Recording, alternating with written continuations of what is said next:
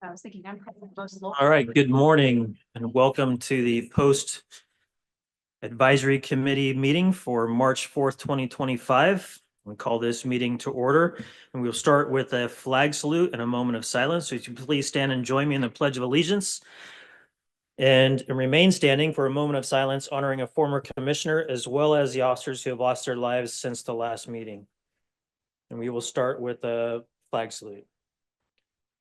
I pledge allegiance to the flag of the United States of America, to the republic for which it stands, one nation, under God, indivisible, with liberty and justice for all. Please join me in a moment of silence for former Commissioner Reverend Jeff Moore II, former Post Commissioner, died on December 26, 2024. And for Deputy Sheriff Timothy Corlew of the Riverside County Sheriff's Office, Jurupa Valley Sheriff Station, end of watch January 8, 2025.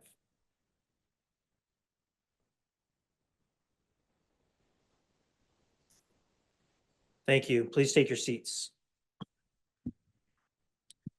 We'll now move on to the roll call of commission members. Ms. Essex, will you please take roll call? Good morning, advisory members. Cordova. Cottrell. Present. Herman. Gamboa. Present. Honey. Is that me? Yes. Oh, sorry. Oh. Honey. Honey, yes, I'm here. Morrell. Here. Orborn. Present. Pacheco. Here. Pontes. Here. Rosa. Salazar. Is it? Stalker. Hey, thank you. This time I would like to introduce Post Executive Director Manny Alvarez, as well as Assistant Executive Director Jim Grotkow. We will call the meeting to order and start with public comment. This is time set aside for members of the public to comment on items on the advisory committee agenda pursuant to commission policy. I, as the advisory chair, will manage the public comment period in deference to the committee's workload and meeting time constraints. Up to 15 minutes is allotted at the beginning of each meeting for public comments on items on the agenda. Members of the public who wish to speak are asked to limit their remarks to no more than 3 minutes each. If we have many people who wish to speak on the same topic, I, as the chair, may intervene and will ask that you limit remarks to no more than 1 minute. Pursuant to existing commission policy, I, the chair, may conclude the public comment period if multiple speakers are voicing repetitive or similar statements and the 15-minute public comment period has expired. Please be advised that the committee cannot take action on items not on the agenda. Please remember that this meeting is being transcribed, so I may politely interrupt and ask you to repeat or speak slowly and clearly so your comment can be correctly captured in the transcript. Is there anyone who would like to address the committee during public comment?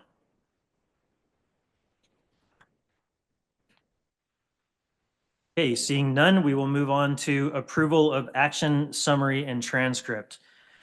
Our first item is the approval of the meeting transcript and action summary from the November 19, 2024 Advisory Committee meeting. Before I move on to motion and second, I just want to remind the committee members the microphones are on auto, so all you need to do is speak and it will pick you up and come on. You don't need to press any buttons. It'll pick it right up. So with that, we'll move on to, is there a motion to approve the transcript and action summary from the November 19, 2024 meeting? I'll move. Motion Oborn. Is there a second to the motion? Second Stalker. All those in favor, say aye. Aye. Any opposed? Any abstentions? Okay, the motion passes unanimous. We'll now move on to announcements, and I will call upon Assistant Executive Director Jim Grotkow to provide the announcements. Thank you, Mr. Chair. I have just one announcement, and I'd like to introduce one of our newest member, Chief Cindy Ponce of the California Highway Patrol, and give her an opportunity to say a few words. Good morning. Thank you. Cindy Ponce, I'm a chief with the California Highway Patrol. I'm over our departmental training division, which oversees our academy and our organizational development section. I've been with the department for 25 years now. I've been all over the state. So I'm humbled and honored to sit on this committee. Thank you. Thank you very much and welcome. Okay, thank you. We'll now move on to presentations, and Assistant Executive Director Jim Grotkow will announce the agenda items to be presented during today's meeting. Thank you again. We've received requests from advisory committee members to have the following presentations: consent items B3 through B7, finance item C3, basic training bureau item D1 and D2, training delivery and compliance bureau item E1, peace officer standards accountability division items F2 and F3, and certification bureau item G1 through G3. Okay, thank you. As we move into these items, I also want to remind the committee members, if you have a question or a comment on a particular item or with a motion or a second, if you could please start that with your last name first for purpose of the court reporter, so she can document who was asking the question for clarity in the minutes. And with that, we'll move on to our first presentation. At this time, I call upon Assistant Executive Director Jim Grotkow in the Executive Office, who will provide a report on course certification statistics. Thank you, Mr. Chair. So this item was requested. It's an item that we do for the commission every single meeting. And it's essentially what came into the program during this time, which presenters left the program, how many courses we currently have certified. To give an example, we currently have active courses 5,923, and then we have 1,062 presenters. So this is a report that we do every time, just to allow the commission to be aware of some of the progress we're making and who's coming in new and who's leaving the program. So any questions on that? Thank you. Thank you. This time I call upon Bureau Chief Michelle Weiler, Certification Bureau, and Bureau Chief Robert Guyton from the Professional Conduct Northern Bureau, who will provide a report on certification decertification update.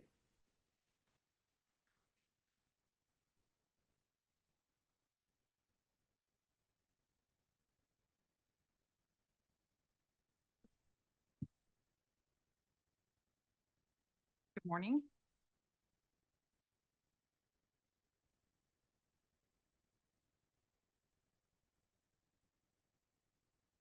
Looks like we are going to start with a list of the individuals who have been deemed ineligible to be, oh, wait, what happened? Oh, we're starting with, yeah. Michelle, if you could bring the microphone down. Thank you. Better. We're competing with the lawnmowers. Well, since this is up first, I'll start with this.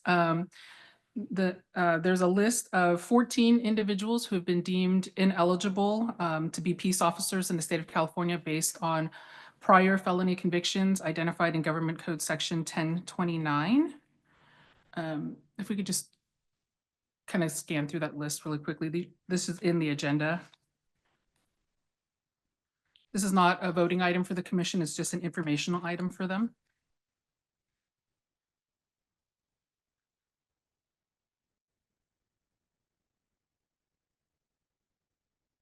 We have some new members, so if there are any questions about how this list comes about or how these individuals are deemed ineligible, I am happy to answer those.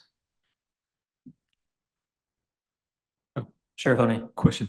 And it may be in the regulation. If it is, I apologize for not reviewing it ahead of time, but if a person suffers a felony conviction and then subsequently through the court process, 17B of the Penal Code has it reduced to a misdemeanor and then subsequently dismissed, would they then be eligible to reapply? Toby, I'll let you jump in if I'm incorrect, but my understanding is that no, they have to be found factually innocent Okay. by a court in order to be re-eligible. Yeah, eligible again, eligible again. Yeah, to Okay. become Okay. eligible again, otherwise they are still ineligible. Okay, thank you. I appreciate that. Yes. Any additional questions on this particular item? Okay. We can pull up the PowerPoint then.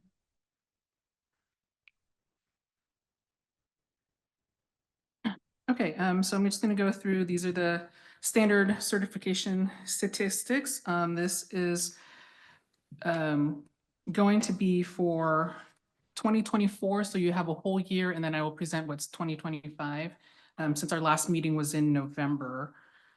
So as you can see, at the end of 2024, we had 82,102 full-time peace officers. We issued 4,334 basic certificates, approved 7,587 new appointments. And again, for our new members, those are inclusive of peace officers who were lateraling to another agency. We're counting every single new appointment, regardless of whether they are a brand new peace officer or just new to that agency. And then we issued 5,836 proofs of eligibility. So the peace officers appointed to classifications that would not be eligible for basic certificate. So your level 2, level 3 reserves, and level 1 reserves who have never been a peace officer before. And then our jail deputies would also have these proofs of eligibility issued to them. On the right-hand side are the numbers of affidavits of separation we've received. So 7,846 individuals separated. This is also inclusive of individuals who have left their agency to go to another agency, as well as those who have been terminated or those who are retiring or resigning in good standing. Of those 7,846, there were 353 individual counts of serious misconduct allegations tied to those, and 276 individual officers who were separated as a result of serious misconduct. There's a slight discrepancy between those numbers because some individual officers may have multiple allegations of serious misconduct. And then the smaller box on the right, you'll see are the number of allegations for each individual category of serious misconduct. Next slide, please. So in 2024, you can see that we issued 67 immediate temporary suspensions. We did remove 37 of them. Some of those would include individuals who had their ITSs withdrawn for various reasons. Most of those are due to us losing jurisdiction because the prosecuting agency the district attorney's office opted not to prosecute and drop the charges. A few of them had provided sufficient documentation for the executive director to reconsider the need to issue an immediate temporary suspension. These also include individuals who've had their suspensions removed and then subsequently replaced by an action from the commission, whether it's a suspension or revocation due to a felony conviction after 2022. And then you can see we had 61 individuals voluntarily surrender their certifications. This number is slightly skewed. We actually had 2 additional individuals who surrendered but did not have a proof of eligibility or a basic certificate. So they're not counted in this number. And then you can see we had 84 revocations and 85 individuals total who were deemed ineligible based on conviction. Next slide. Oh, were any questions about 2024? Okay, so 2025. You can see similar numbers, but this is just through February 10th of 2025 when we were ready to publish the agenda. You can see quite a lot of new appointments and movement happening in just the first month and a half. Next slide, please.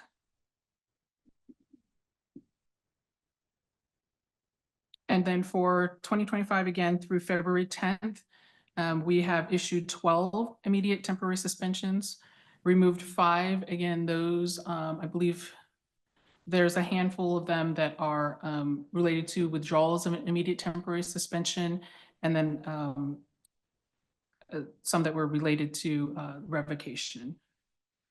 And we've had 4 voluntary surrenders up until February 10th. And 8 individuals deemed ineligible. Next slide, please. I won't go through every one of these numbers, but this is our cumulative total since we started tallying these numbers.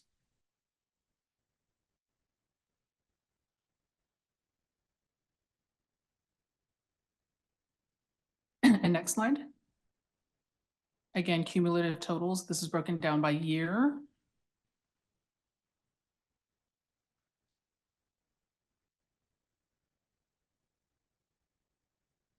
You can see 2023 is significantly lower in the voluntary surrenders. It was a fairly new process. We were just getting started. 2024, there was a big spike. District attorneys started using them as part of their plea agreements. We also started sending out notices of investigation to officers when we were beginning to review their cases, and afforded them the opportunity to voluntarily surrender their certification at that time, and many of them did so.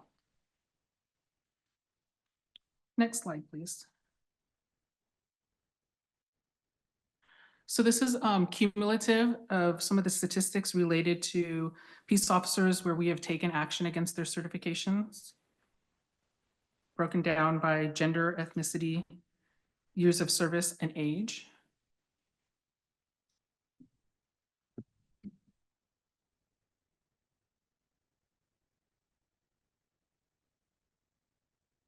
Next slide, please. It's just a bigger breakdown so you can see the numbers easier.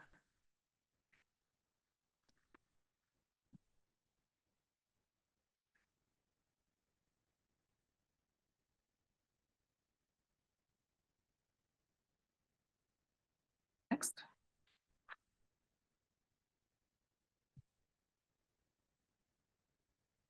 Next. I should probably move through the next like 4 of them fairly quickly.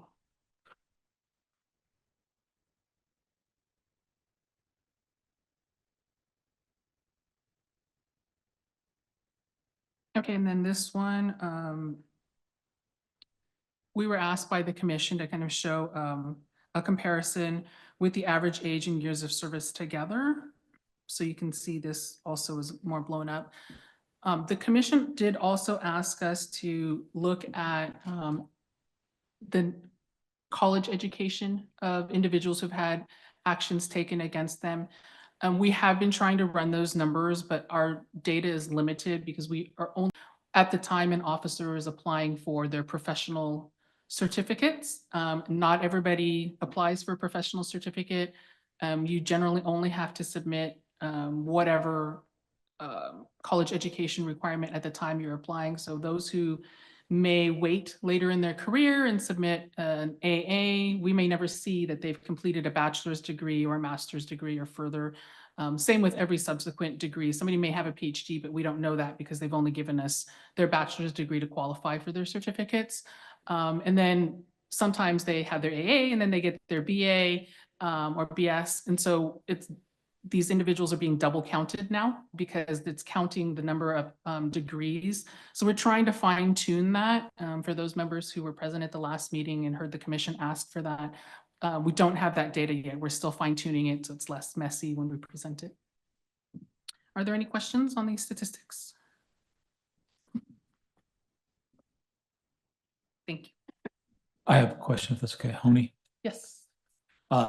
I may have missed a slide. What's the number of complaints that you haven't yet had an opportunity to review? Oh, that's coming. Oh, it's coming. Okay, very good. Nice segue.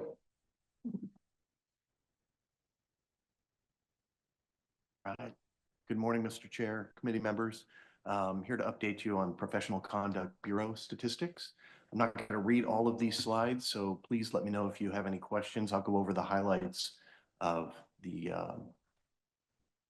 slides. So this particular slide here of note, public complaints are up about 3 times over when we started accepting them. So we have a total of 1,712.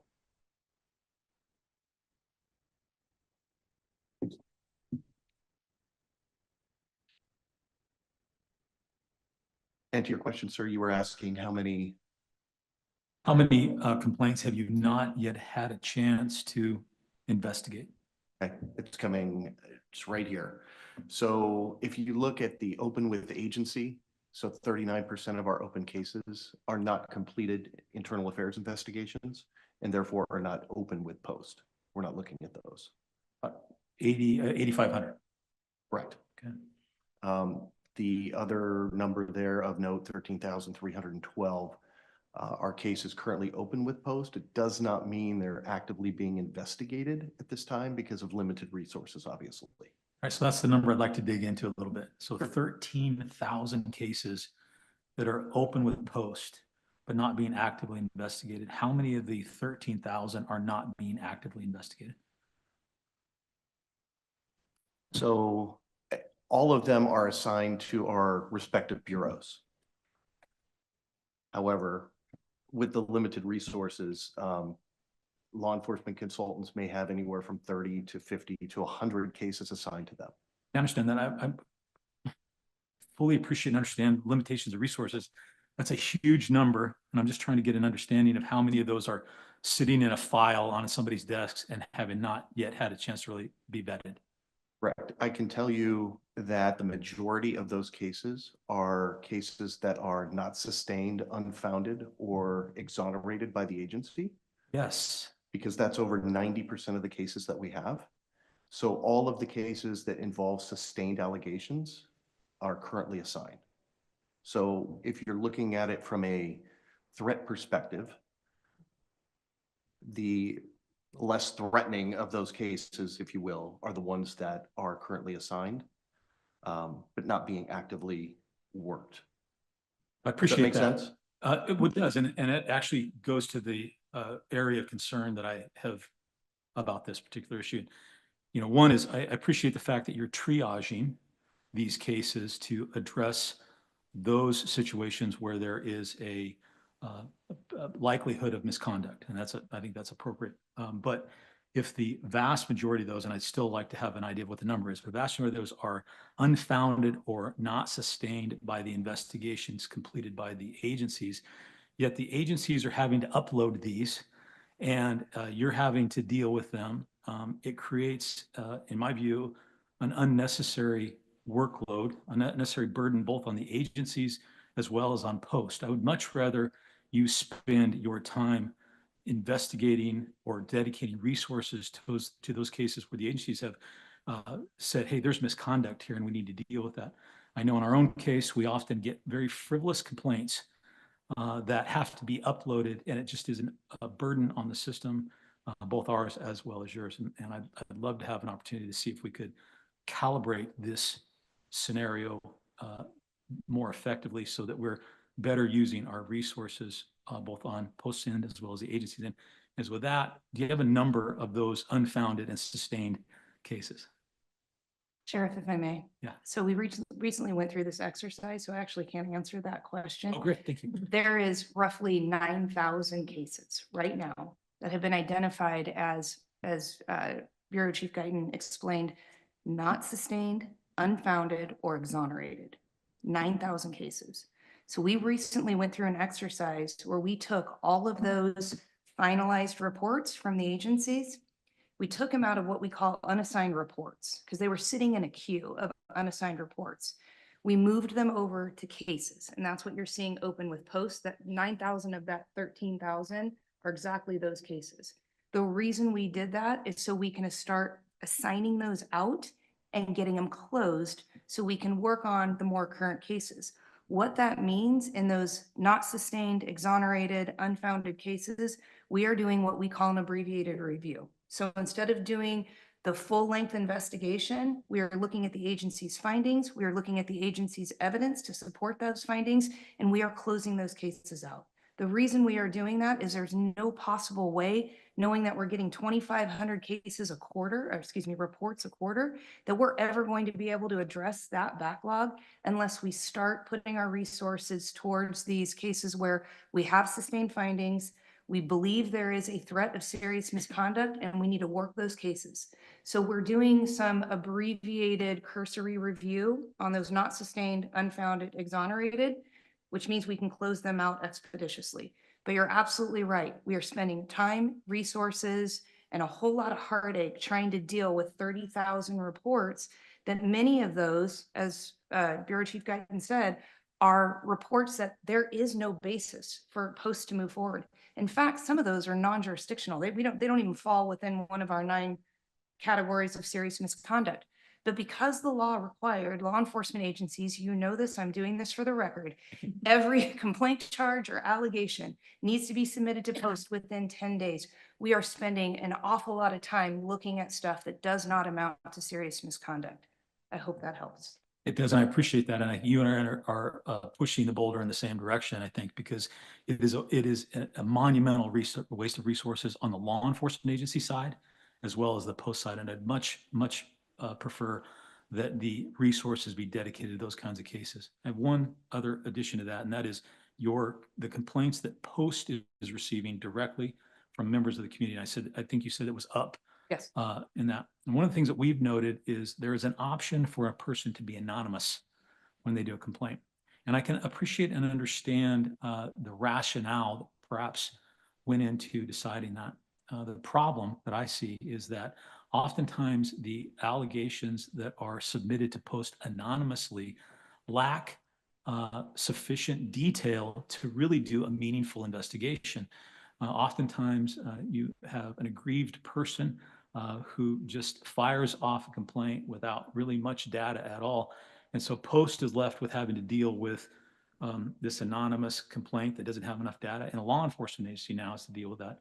I wonder if there could be an opportunity to explore a change in that the person would be required to provide their contact information, but could be held by Post so that the information could be passed on law enforcement agency to begin an investigation. And if additional information was needed from the reporting party, perhaps a Post consultant could make contact with the individual and gather the information necessary. Because other than that, you get these anonymous complaints that you just basically go, I don't have enough information to do anything with this. It's unfounded, I guess. I don't know. So that might be something worth looking at as well. Certainly, we currently contact the complainant.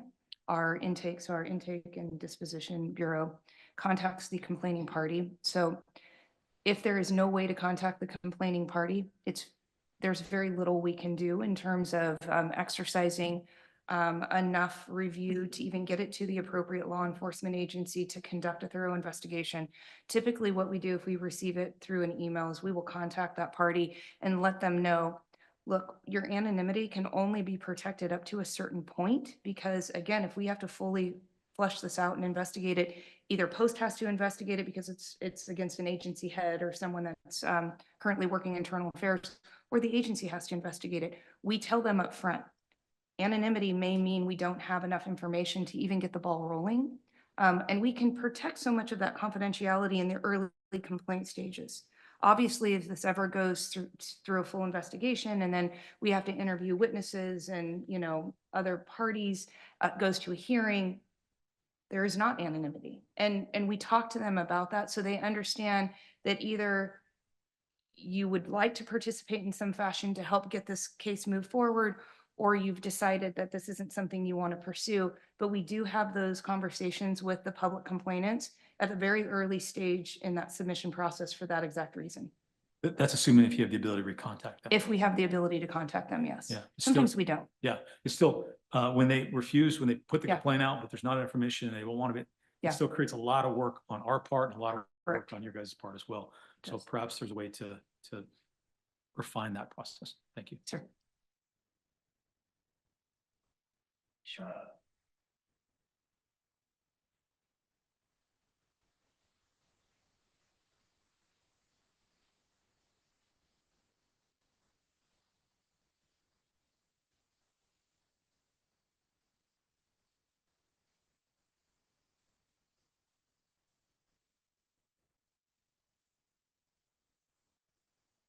Does, and it depends. So when they come over, completed. So there's two ways we get the Post reports. Sometimes they come over as a complaint charge or allegation where the agency is still investigating it.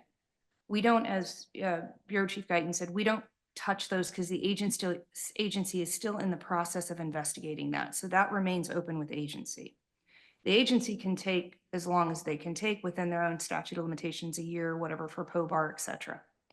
For us, when they come or finalized, it's a completed IA, where the agency has a finding of exonerated, not sustained, unfounded.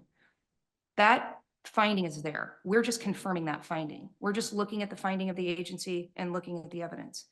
When we have a sustained violation where the agency has taken some form of discipline or sustained violations, those take longer because we're doing our complete thorough investigation. I think on average, what we found is like between 120 and 160 days is more the average when we're looking at a sustained violation and we're doing a post-investigation. What we find with those sustained allegations is there are merit to sustaining the allegations. However, it might be a sustained finding because they violated an agency policy. Then we have the gap, right? Because the agency policy was violated. They demonstrated that by preponderance of the evidence. And now we're looking at, one, does that sustained policy violation meet one of the 9 deadly sins? And do we have enough to prove it at the threshold of clear and convincing evidence? And that's where I'm talking about that 100 to 120 to 160 days. Obviously, there's going to be exceptions on either side, right? Where it's a really complex case, multiple officers involved, OISs tend to be that way where they take a bit more time, but that's an average. And so those cases we call P1 cases, priority 1 cases, because we're talking about sustained findings. There's probably less than 1,000 of those cases right now. I think we've talked about 1,200 in the past. I'm venturing to guess we're somewhere, I haven't pulled the actual P1 numbers most recently, but I would say somewhere around 1,000 cases. As Bureau Chief Guyton explained, those are all assigned to our law enforcement consultants, and they're in various stages of being reviewed, with the exceptions of the ones that have come in within the last couple of weeks, right? So as soon as they come in, our Intake and Disposition Bureau is triaging them. They're looking at agency finding. They're looking at a couple of things that we've established as a priority level. Officer still working, recency of the allegation or violation, the egregious nature of the act or violation. Obviously, if anything warrants, and I want to call out one exception, it is not uncommon for us to get complaints, charges, or allegations that we immediately triage for an immediate temporary suspension. And that's where there's 3 things that have happened, and the executive director reviews it and believes there's an immediate need to place the officer's certification on hold. And that's that immediate temporary suspension. That's if an agency has terminated an officer for serious misconduct, they've resigned in lieu of being terminated during the course of an investigation for serious misconduct, or they've been arrested or indicted, or there's an information on file for a felony, right? That may move them, even though the agency is still investigating it, into a case where we're going to issue an ITS, the immediate temporary suspension. That happens immediately. So that's within probably less than 30 days, but I would say 30 days at the long end of it, right? The others are, I hope I answered that question. You may.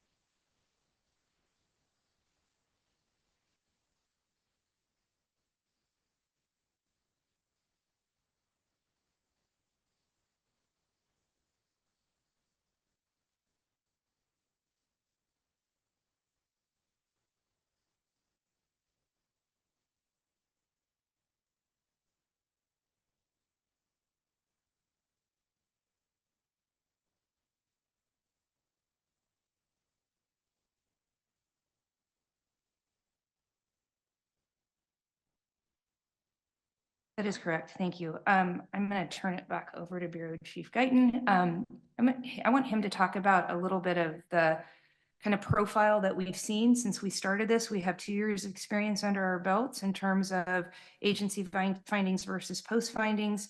What we're doing from an audit perspective to address exactly what you are referring to, which is not be a pass-through organization, not rubber stamp, not be accused of, the common phrase we hear is the fox guarding the hen house, right? That we're just an extension of law enforcement agencies. So this really is an oversight. Bureau Chief Guyton has assisted me in kind of putting together exactly that, a way to incorporate checks and balances so that we make sure that even with what I considered an abbreviated review for those lower priority cases, because they're exonerated, unfounded, or not sustained, that we don't miss anything. Sure. So As Anne Marie said, when we're looking at our priority 3 cases, right, the not sustained, unfounded, exonerated, we put a checks and balances in place for that. We're looking at all not sustained cases by a law enforcement consultant at this point, right? So that they're doing a little bit of a deeper dive, even though it's not sustained allegation. It's more of a risk than an unfounded or an exonerated one. So we're taking a harder look at those. We're also doing audits as it pertains to unfounded and exonerated cases, if there's use of force, allegations, things of that nature. We'll take a deeper dive into that, maybe look at body cam footage and things to make sure that the agency is conducting a thorough investigation and that their findings are equal to ours.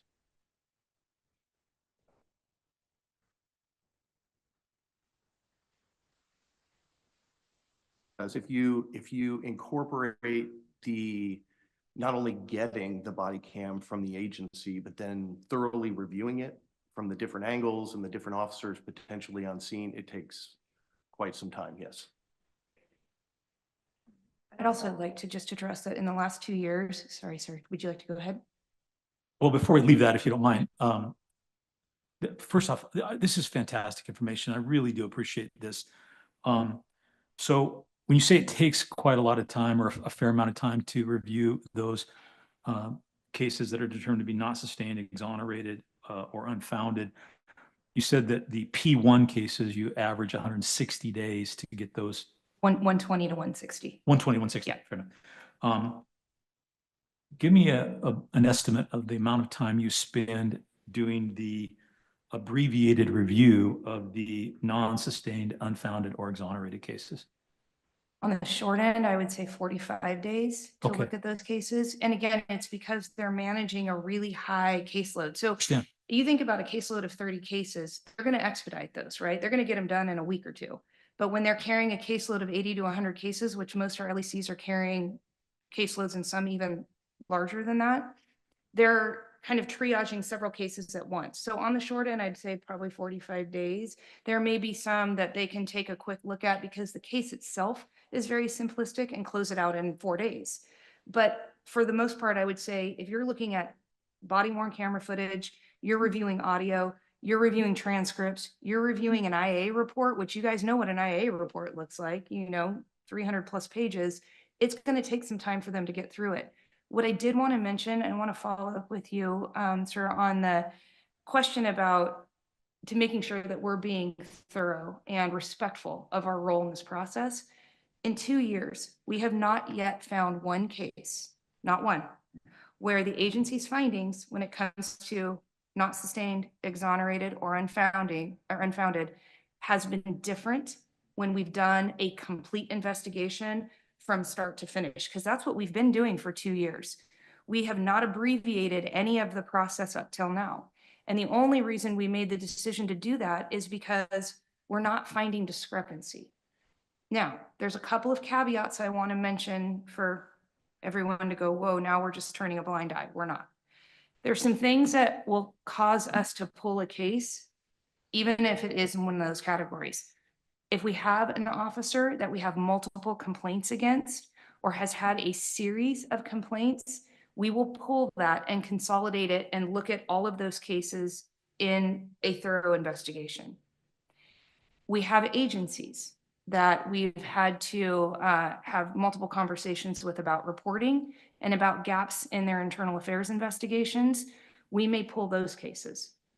And what we've emboldened our staff to do is if they see something and it does not look right, even though it's not sustained, exonerated, unfounded, if the evidence and the findings are not adding up, there's something there, pull it. Do not just close that case, because there's going to be a case at some point, right, where there might be a discrepancy, or we might have a difference of opinion with the agency. Hopefully through our audits and through, empowering our staff to make sure that they're not just following a rote plan, even when the smell test doesn't work, then they know they need to pull that case and take a closer look. So those are the safeguards that we've put in place at this point.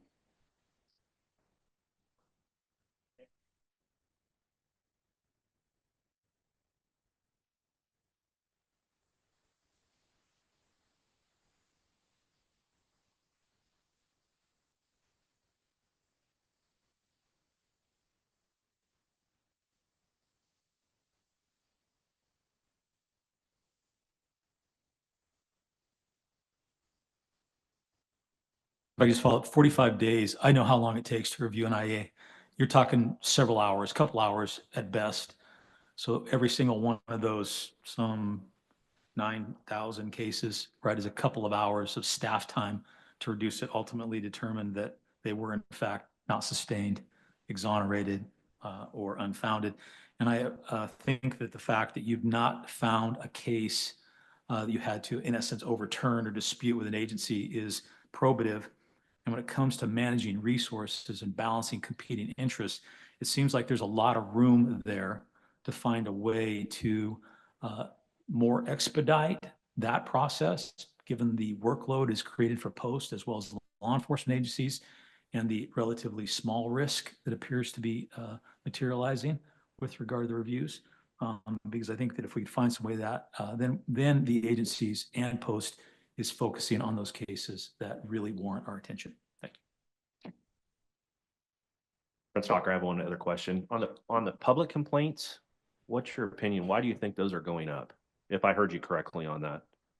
Yeah, I can only surmise they're going up because it's more well-known now. Okay. That Post is accepting public complaints and it's Okay. the medium for them to Okay. get something in. So a lot of times what we're seeing, at least when I review public complaints, is if they've submitted a complaint to an agency and they're not happy with the result, then they'll submit through Post. Gotcha. Thank you. Which, hold on, which then you send back to us. Yes. So we've already done the work. You've already looked at it, then we have to do the work again. That's another example of an area that we could probably spend some time finding better uses of resources.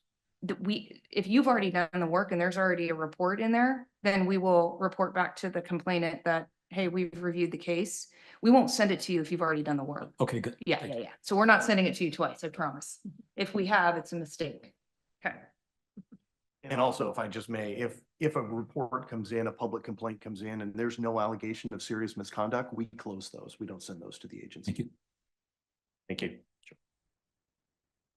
Okay, proceed. Yes. Any other questions on the statistics that are on the screen? All right. Next slide. So this is just what it says. These are cases with sustained agency findings that Post did not move forward with, and the reasons we didn't move forward is up there. Either not serious misconduct, not clear and convincing evidence, or it's non-actionable based on the dates. Next slide. Disciplinary action statistics for forward with so far. Next slide. Slide here, I'll point out that the number of notice of intent letters sent of 41 differs from the misconduct allegations of on duty and off duty. And that is because the way they were tallied was if an officer, say for instance, gets arrested, so acts that violate the law, gets submitted to Post, and it's an off-duty incident, it will get tagged as off-duty. But then in the internal affairs investigation, if they lie, it's a separate allegation and they consider that on duty. So that's why the discrepancy in the numbers. Next slide. These are decertification cases before the board. 15 of them so far. Next slide. Before the commission. Commission will hear 5 more. I've already heard 10. Next slide. Decisions and outcomes. The board has reached a different determination than the division 3 times. Next slide. Certification actions based on felony convictions, 1029s. I think we have a question for Mr. Gamboa. Yeah, Gamble, thank you. I have a question about the letters. What's the threshold or the standards to send these letters out? Often at time I hear, hey, did you get that letter from Post about a disciplinary action or intent to revoke? What's the standard to send those letters out? And what are in those letters? So which letter? The notice of intent to revoke? Yes. So the notice of intent to revoke won't go out until we've had multiple reviews at Post and we're moving forward. Excuse me. A case is going to move forward to the board. So prior to it moving forward to the board, the notice of intent to revoke gets sent out and the officer has 30 days in which to appeal. Is there a letter before that where are there letters that doesn't have that 30-day timeframe where like, hey, we understand or we're investigating this kind of intent letter as opposed to you have 30 days to respond? Are there two different letters? Yeah, so we'll have a notice of investigation that we'll send out to the officer, and oftentimes we'll try and contact the officer to get their information as well. But that letter will go out if we're starting an investigation. Sooner or later, they'll get the other one that says you've got 30 days, I would imagine. Correct, if it moves to that point. Because oftentimes we'll send out a letter, excuse me, a notice of investigation, and it won't move forward because we can't reach that clear and convincing evidence level. I appreciate that clarity because we hear it all the time. It's when do those letters go out? So thank you. Salazar question. I think it's maybe 2 slides ago, but in the instances where the board differed from the division recommendation, how did they differ? The board recommended revocation and the commission did not. Did you want to know the difference between the division's recommendation and the board's recommendation, or the board and commission?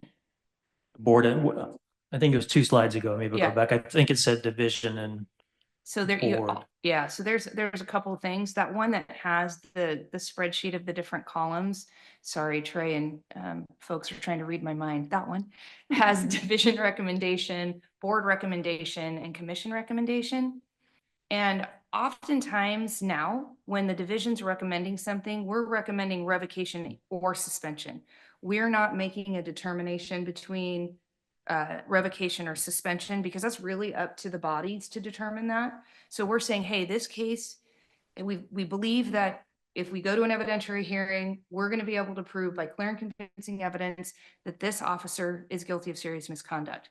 Now, the penalty is kind of up to you guys. Whatever penalty board you think is appropriate or commission you think is appropriate.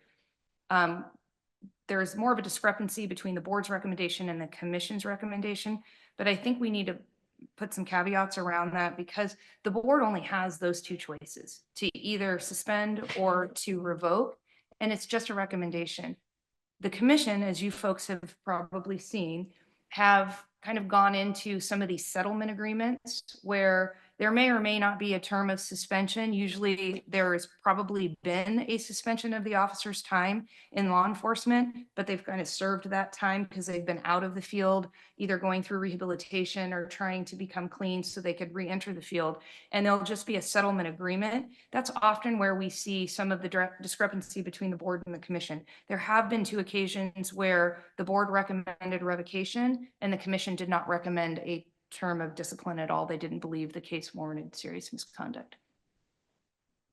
Thank you for that clarification. Thank you. Okay. Sorry, go ahead. Oh, yeah, no. Next slide, please. Again, and these are our total revocations to date. Are there any additional? Salazar, I do have a question. So you mentioned earlier with regards to staffing. Can you just provide maybe an update on where you are with post-staffing as regards particularly with post-ed? Yes, sir. We are still down about 20 LEC positions. So there's 20 vacant law enforcement consultant positions right now, full-time permanent. We do have a number of retired annuitants that are kind of serving in that capacity, albeit they can't work 40 hours a week for a full year because they're limited by the number of hours. So we're trying to supplement our workforce. We're actively recruiting for full-time permanent law enforcement consultant positions. We've made some strides in terms of filling positions for our analyst positions. So right now, I think we only have 1 vacancy for our analyst positions in our investigative unit. And that helps tremendously, but it's still, again, a challenge to recruit and retain full-time permanent law enforcement consultants. I think there's 31 total positions for LECs in POSAD in the division side, and we have a 20-seat vacancy right now. I think the last count I saw, we have either 17 or 19 RAs, retired annuitants. Manny, do you have that number off the top of your head? I do not. Tom Okay. might, but I do not. I And think it's Tom either, has I a can get it for presentation. you today, but I think we're somewhere around 17, 19 RAs. And again, that's more of it is a temporary workforce, right? They're there, they, like I said, have some limited limitations in terms of the number of hours they can work. So when we get to the end of their year, we sometimes have to have them take time off so they don't violate the rules of their temporary assignment. So obviously we are, trying to work as hard as we can, as diligently as we can to recruit full-time permanent folks. Can I ask a question on that? With regard to Everybody. retired annuitants, I know the retired annuitants that we're using at the county level, we're getting pushback from CalPERS. Right. Are you experiencing similar pushback? Not at this point, because they understand the challenges we face and the almost insurmountable workload we have. So we have not gotten pushback from CalPERS. We've actually been pretty successful on getting exemptions. So, they have to wait 6 Yeah. months after they retire in order to come in as a RA. And we've submitted several exemptions for that so we could bring folks in sooner. And thankfully, they've been working with us and granting those exemptions. I just think they understand that at this point, it's really the only way we're going to be able to do the work we've been mandated to do. Thank you. You're welcome. Okay, any additional questions from the committee on this item? All right, seeing none, thank you for the presentation. Okay, at this time, I will call upon Bureau Chief Carrie Holler from the Basic Training Bureau, who will provide a report on the status of limited peace officer functions and the PC 832 course update workshops. Thank you, Mr. Chair. At the commission meeting in September 2024, Chief Legal Counsel Toby Darden and I spoke about Commission Regulation 1005, which is the minimum standards of training and for the current PC 832 courses. Everyone at that meeting agreed that the current 64-hour course, so it's 40 hours arrest and 24 hours firearms, wasn't sufficient and, hours needed to be added. So we held 2 workshops, one in January and one in February. We had 14 different stakeholders and subject matter experts representing the commission, Cal Chiefs, Cal Sheriffs, probation, BSCC, CDCR, and then a couple from our PC 832 presenters. In the workshop, our focus was to look at limited peace officers and what their job duties and training requirements should be. So that group came up with a couple of the following concepts. For any position that requires the performance of general law enforcement duties, the completion of a regular basic course, also known as the academy, would be required. When it came to the PC 832 introductory course, the group's thought was to create 2 different levels of this course. The group went over what the course content should look like in those 2 different levels. So the first level, which we are going to title PC 832 Arrest Basic Introductory Course, is aimed at a correctional officer, probation officer, coroner deputy, jail deputies, code enforcement, security guards, and similar type positions. In reviewing the content, the group really was split in multiple topics. However, there was agreement in some of the content to be added. It would be added to the course. How many hours? We didn't go over that in this. This was just to get a concept of what should be added. Then we would separate out the firearms component of the course for those positions who require them to be armed. They did go over several learning needs and objectives, and they were proposing some additions to be added. The group was more consistent with their thinking on the firearms portion. Then there was discussions on the required testing. This would add current hours to the current course, which is the 24-hour course. The second level would be a course for limited peace officers, which will include more of the content than the course I just spoke about, but less than a regular basic course or academy. The course would be for those limited peace officers such as park rangers, airport security, harbor patrol, et cetera, who would have to fall under the control of a post-participating agency.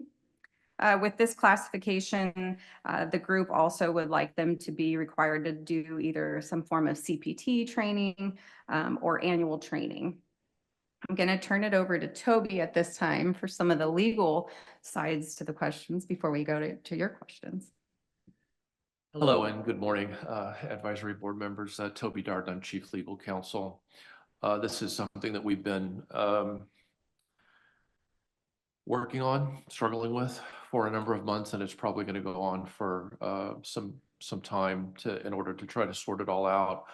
One of the questions that came up was, can Post legally have multiple 832 type courses?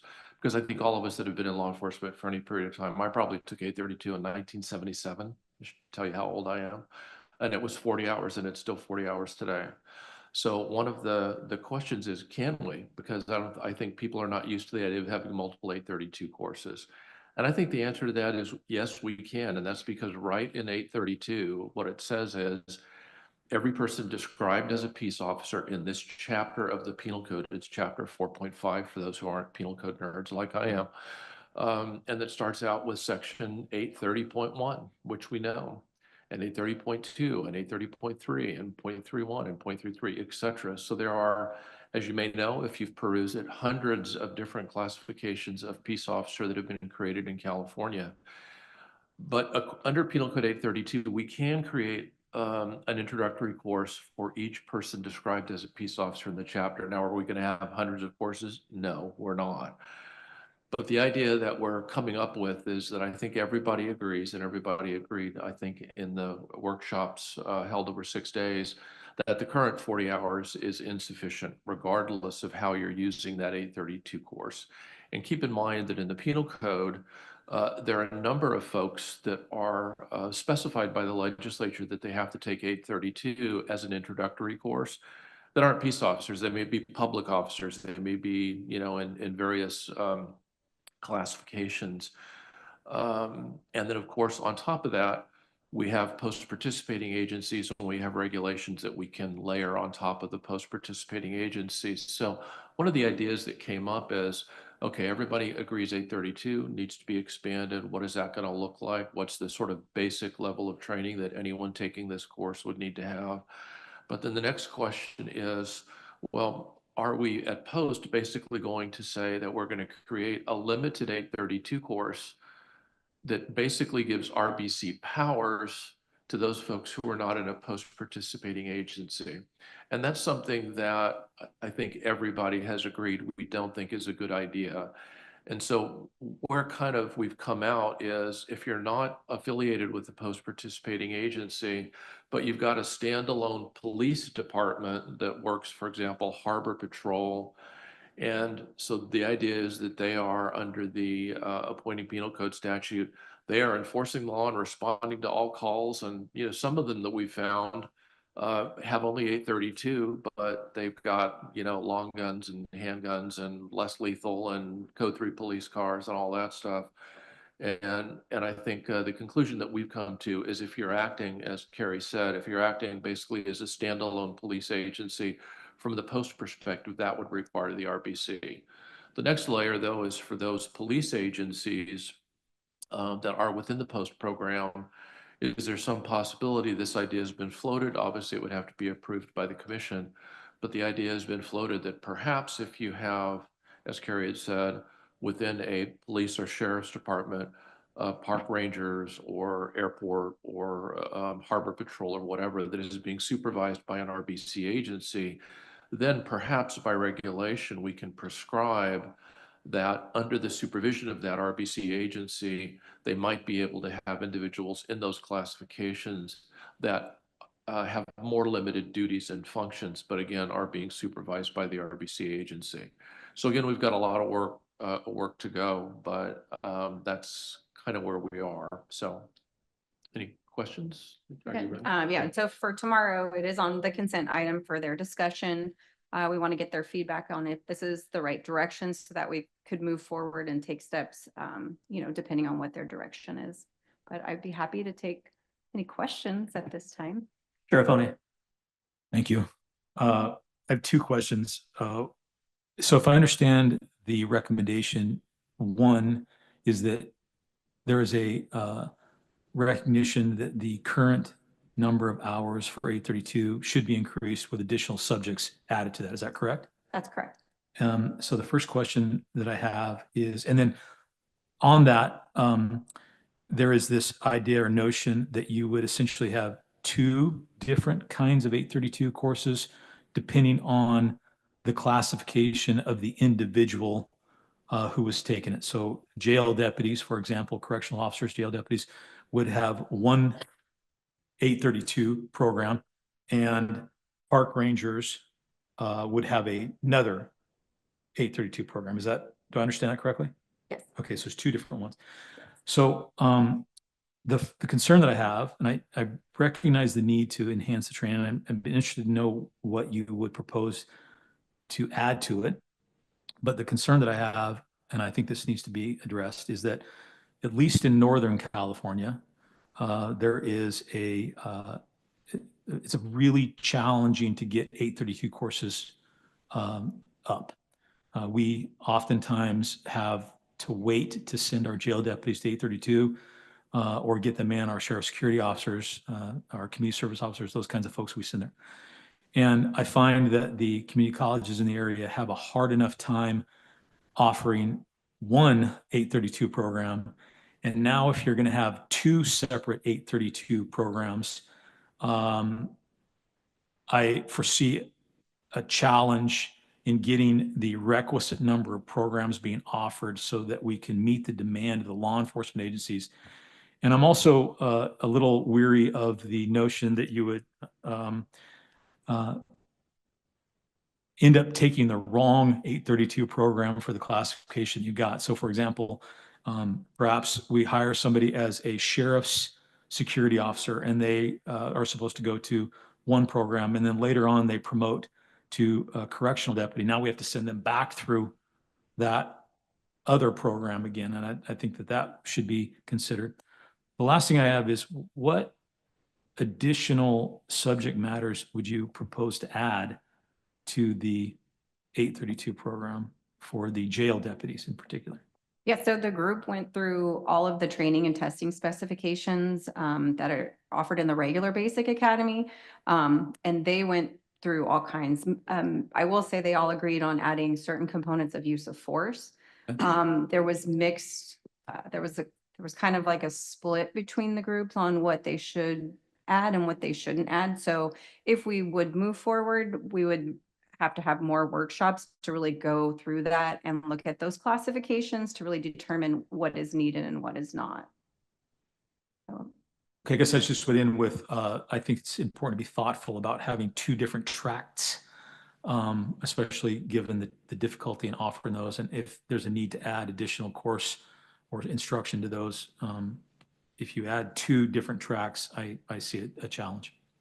And the challenge you spoke about, we did have conversations about, and legal counsel are looking into how we can make it very clear on which course they would be required to take. But obviously it needs a lot more work and to look at all the different classifications, because there are a lot. You got to get the colleges to be able to offer them, right? Which is a whole nother situation. Yeah. Tammy Morrell, CADA.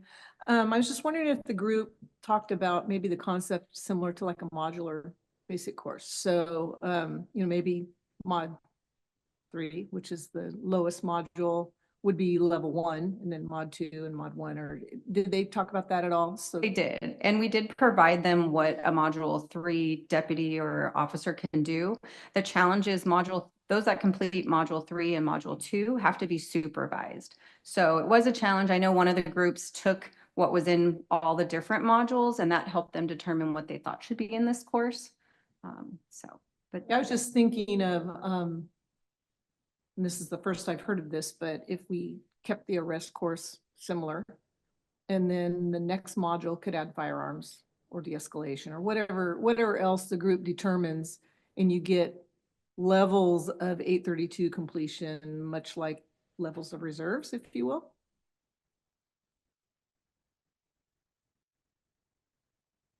It was one of the things that that was discussed, and that is, if we are looking at going to a situation where you can have an RBC agency supervising a group of peace officers that have a lesser degree of training, Well, what if that training is less than the training that a level 2 reserve has to have, you know? And so there, in that circumstance, you could have, let's say a park ranger being supervised by an RBC agency that has less training than a level 2 reserve, but that's permitted by policy to go out and handle calls. But if there's a level 2 reserve officer right next to him, that officer cannot take action unless there's a full-fledged 830.1 peace officer right next to him.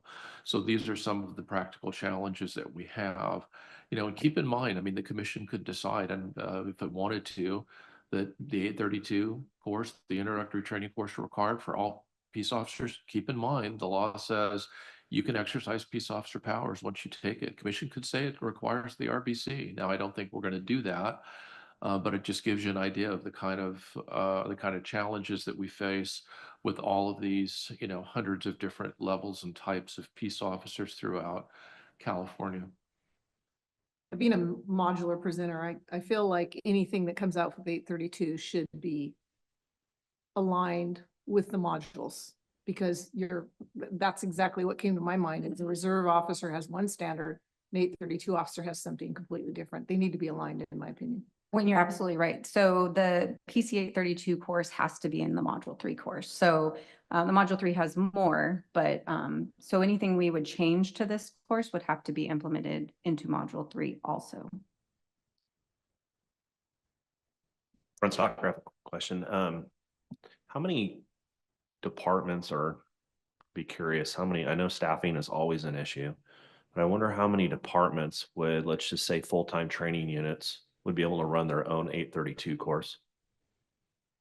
Yeah, that's a good question. I mean, we do have some agencies that run that course, but we do also have a lot of college presenters that run it also.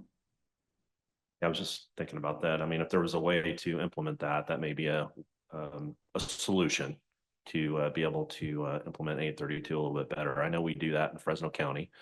And so of course we have the modules as well. And I know that that's unique. I'm just curious, you know, how many more agencies would be able to take on an 832 course if possible? Yeah, well, I have a comment. Thank you for providing clarity on so many things. In fact, these discussions answered a lot of my questions. I'm not sure if people really understand the complexity behind 832 and modular training, then the expectations of, you know, what are the general law enforcement duties for the different levels of reserves. It is totally complex. And sir, I come from that generation too, where I was trained under 832 and looking to get picked up by an agency. And then the standards changed to modulars 3, 2, and 1, which I agree with that transition, because the modulars 3, 2, and 1 are really the basic training academy in just a modular format. You know, I suggest that we look at that modular format a little bit more closer, because it sounds like that we're moving towards integrating or interleaving some of the topics or requirements from 832 into those modular academies. So comment, maybe question, how do you decide to interleave the 832 curriculum into the modular training? So Carrie, I heard you say 832 is primarily in modular 3, or is it throughout? It's in Module 3 because it is required. It's a legislatively mandated course in itself. So all the components of that course is in Module 3. And Brent, he just kind of talked about like who's qualified to be the presenters for 832. Is it more stringent in standards? Who like the old model, the agencies used to be able to do if you run a reserve program, they can do their own modular, I think it's A and B or something like that. Now it's relegated out to the colleges, like the sheriff was talking about. No, we have both. And then we also have probation that can be a presenter of the course. So we do have several probation departments that do put on the PC 832 course. We have agencies that put it on, and we do have colleges. And then the last thing, just for information, and please clarity wins. The TTS standards are different in the 832 courses than they are in the modular setting, right? Is that why it's two separate? It's almost the same curriculum in some way or form, right? It's the same curriculum. It's just less of the curriculum. So the training and testing specifications, you have the regular basic course, which you have to cover all of them. Then then it's broken down. So Module 3, you'll have certain components of it. Module 2, you'll have other components. Module 1 and so on, and same with the PC 832. It's still the components of the training and testing specifications. It's just not to that level.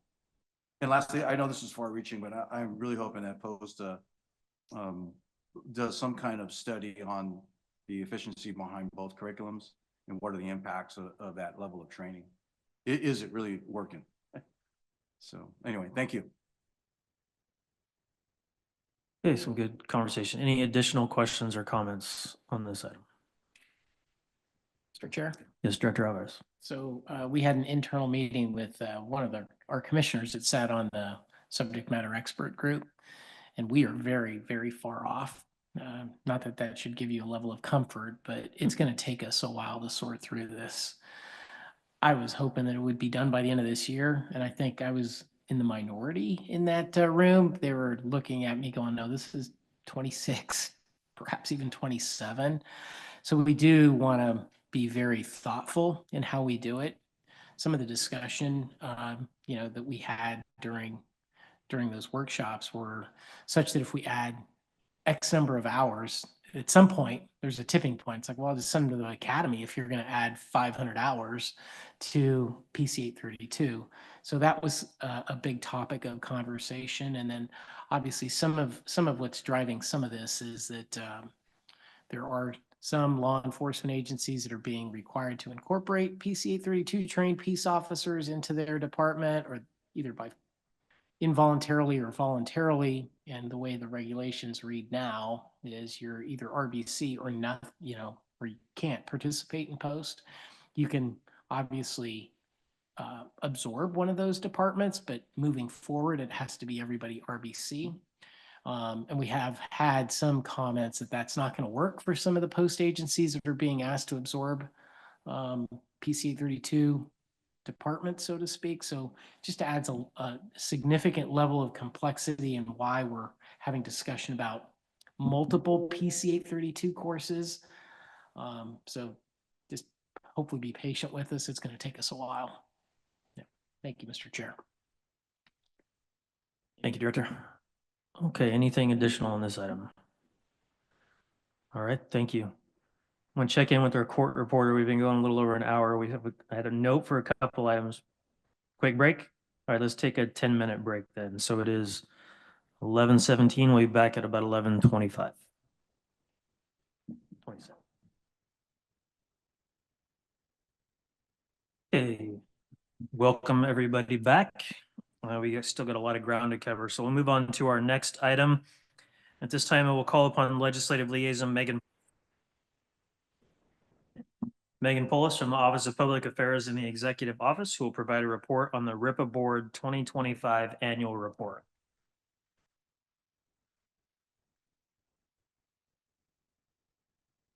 Good morning, almost afternoon. So today I'm going to be going over the post response to the recommendations that were outlined in the annual RIPA Board report. There were 5 recommendations made in total, which they're up there on the screen for you. I'm not going to read these recommendations in their entirety. I'll try to summarize them the best I can. But basically, this report has each recommendation listed out as stated in the RIPA report, and then our response, and then the analysis following our response. So the first recommendation is to basically evaluate the academic research in the course certification process for POST, and for POST to determine the quality and relevancy of the training to the job.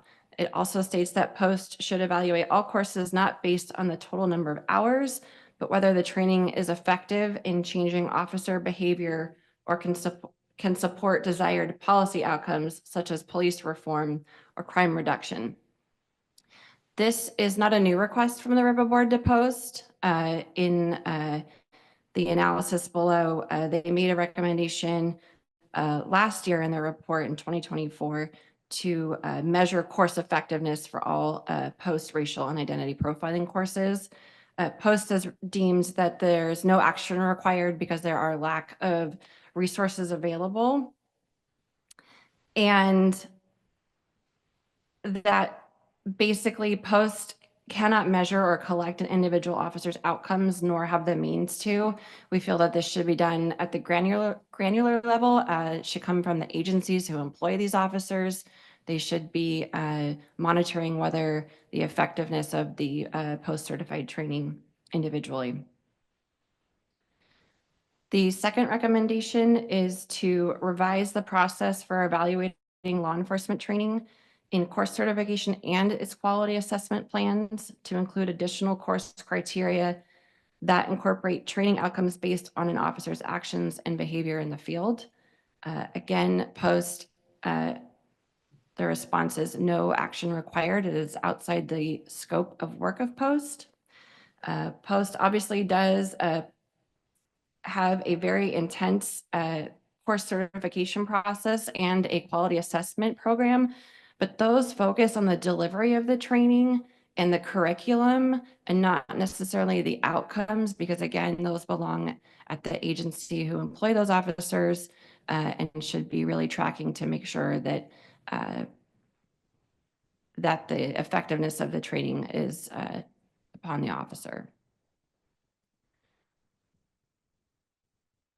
The third recommendation is to formally evaluate learning domains 3 and 42 in the regular basic course. This is the principal policing and the cultural diversity discrimination learning domains. Post partially supports this. So LD3 is already tested throughout different learning domains in the regular basic course. So a comprehensive test specifically to 3 is already built in just in other learning domains. But we did agree that we could research perhaps a comprehensive test for LD 42.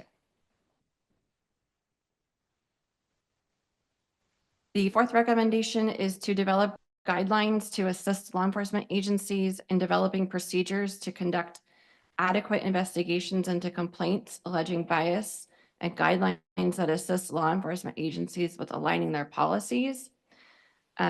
Post partially supports this based on Assembly Bill 443 that went into, well, it's not in quite effect yet. It doesn't go into effect till January 1 of 2026, but Post is already conducting workshops, including members from the RIPA board to start this process to develop guidelines.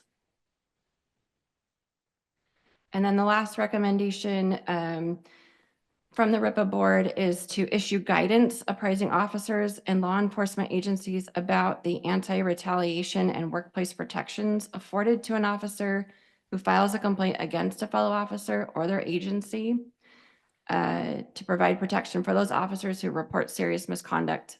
Post decided there's no action required as this topic is already sufficiently covered in the Labor Code section 1102.5. And I'm happy to answer any questions. Okay, thank you for that presentation. Are there any questions or comments from the committee?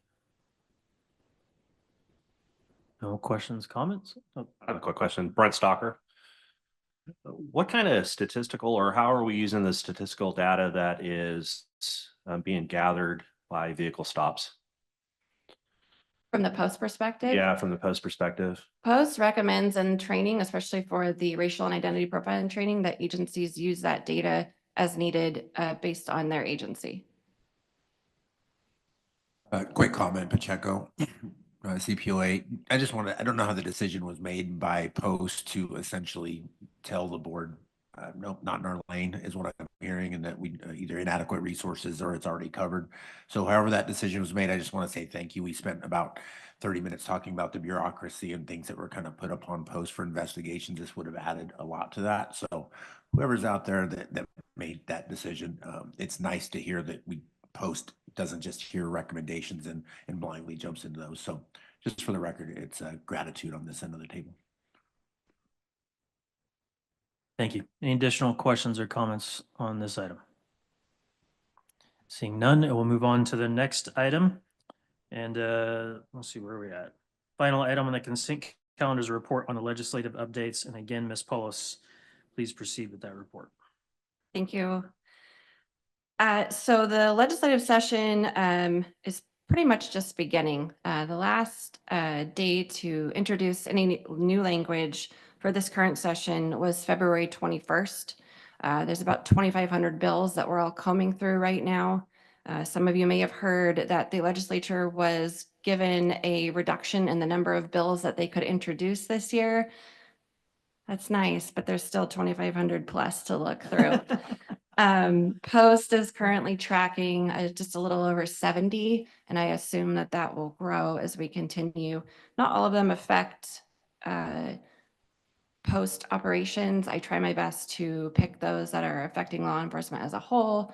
Maybe they would affect post training or guidelines or something down the road. But then there are also bills that I track regarding state agencies that post has to adhere to. So I'm not going to get crazy with 70 plus bills today.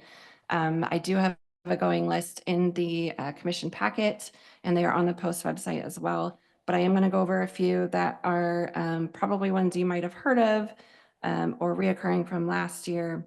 And I'm happy to answer any questions at the end. So the first one, AB 400, this is the police canine bill. This bill obviously is not new to any of us, sponsored by Cal Chiefs. And basically it states that agencies with a canine program must follow or adopt policy based on the post guidelines. So post redid their canine guidelines, came out the end of last year. Pretty simple, straightforward bill. I hope it stays that way. The next bill, AB 572, this is a bill that was introduced last year and failed. It's on criminal procedure and interrogations. Basically, it's last year we deemed it as a second Miranda right to families of those who might have been killed by a police officer being notified prior to interviewing them. So that one's basically a new bill number, but the same topic. This one's a fun one. AED Grockow is a big fan of this one. AB 814. This is basically exempts law enforcement from personal income tax for the years of 2025 through 2030. We'll see how that one goes. AB 992, that one along with SB 385, these are two bills with an attempt to fix AB 89. The first bill, AB 992, so this bill is quite extensive. It has quite a lot of options as far as the education requirements that peace officers could meet to follow the law. And it amends Government Code 1031.5 and states that starting in 2031, so it extends that deadline that everybody is very concerned about, that basically an officer will have to meet one of these 6 criteria within 36 months of receiving their basic certificate. So gives us definitely a bigger timeline. In that list is an associate's degree from a community college, a bachelor's degree from an accredited college or university, at least 2 years of military experience, or at least 2 years of law enforcement experience from another state, the modern policing degree that we've all been working on, or a professional policing certificate. So these are all ors, not ands. So basically choose from those 6. If they meet that criteria, then they meet the education requirement. And the bill goes into further detail about academy credits and so forth. So I urge you to read that. That is, again, it's AB 992. So the other bill I mentioned, SB 385.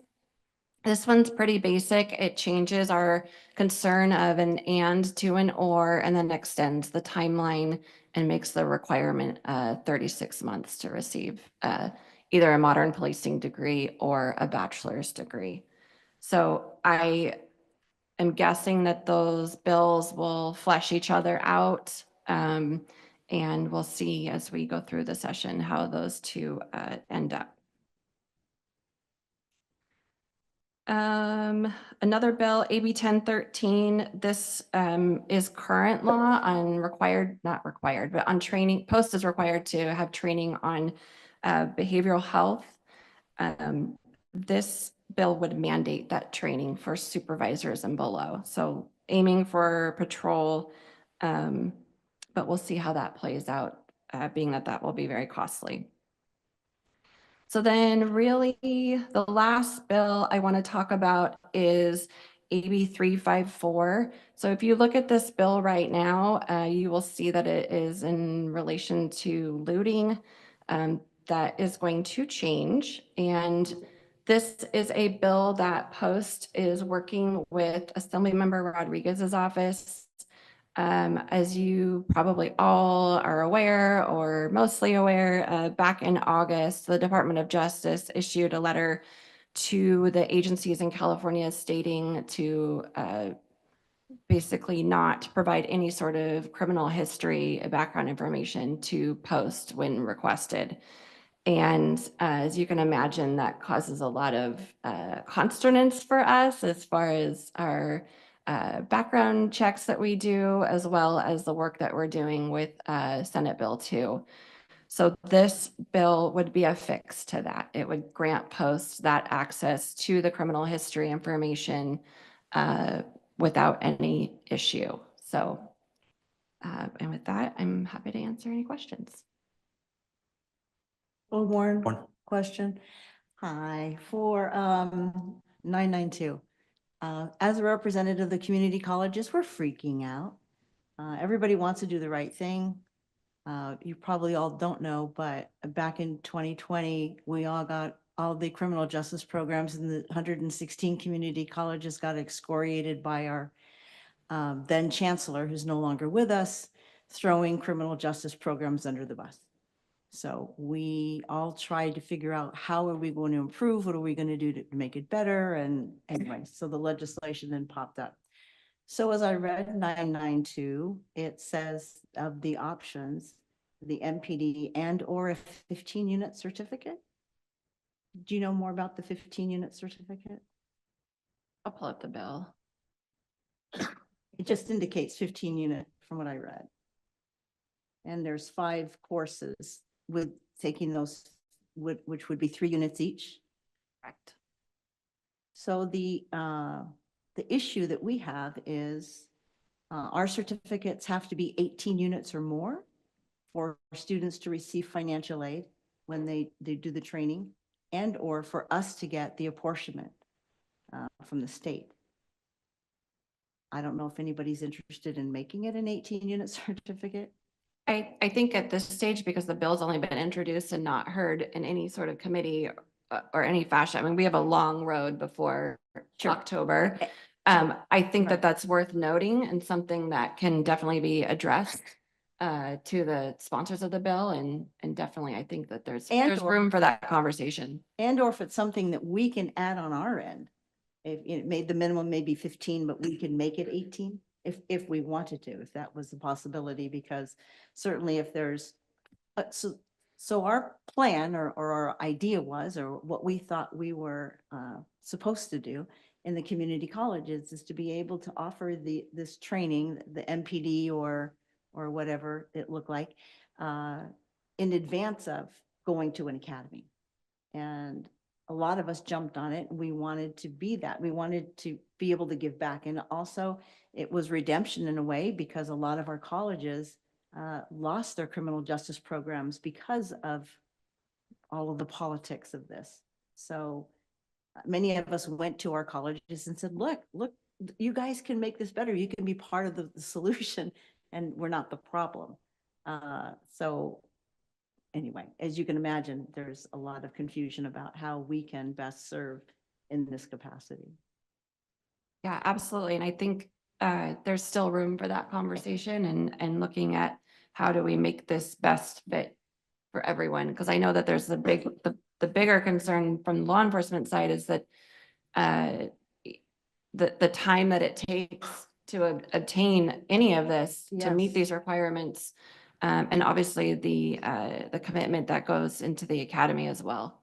Yeah, so it usually traditionally takes someone to get through a community college about 3 years. By the time they qualify for the math and the English and that sort of thing. So it's a 3-year process. I mean, some do it more, but averagely it's about 3 years for an AA degree.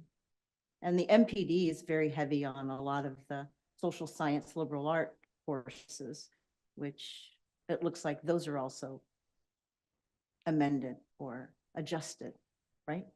From what I read? Okay. Yes, So no Oriental African American art or something. correct. Okay. Because many of us didn't have those courses. That was the other problem. Is that we just don't teach those in our community colleges. Ms. Morrell. Kathy Morrell Cada, I support my fellow advisory members' concerns. This notion of a certificate is significantly less than the other requirements. And to me, it feels like a workaround. There were certain courses that someone didn't like, and so they put in a shorter version, maybe. But the whole financial aid issue, we're struggling anyway. There's all kinds of federal legislation regarding financial aid that has us nervous, especially in our academy courses, because our academy courses frequently go over legislative minimums. Mine does significantly. And if this federal law passes, then their financial aid is at risk. And so financial aid is a big deal in the community college system. And so hopefully when it gets to committee, these issues will be addressed. Thank you, Tim. Sheriff Honey. Two issues. One is on the certificate versus the degree. Certainly can appreciate the desire to have a certificate and understand the concerns you have. I also think that there's value in the other approach, which allows multiple pathways. For example, an associate's degree in any discipline or a bachelor's degree in any discipline or prior military experience. I think that there's value in all of that, and I'd like to see that as approach. Turning now to the bill that would fix the post's ability or fix post's ability to access CLETS data. And I'm going to ask the director, and if you, to the degree that you can, is that the only approach that DOJ is willing to entertain based on the conversations that you've had? Or is there any other mechanism or pathway that would allow Post to have access to CLETS-derived information? I believe the answer is yes. That is the only pathway at this point with this legislation. We've worked collaboratively with them, and I see Toby coming up, and behind him is Bryant, that they've been in on weekly discussions with DOJ and the administration to get this fix.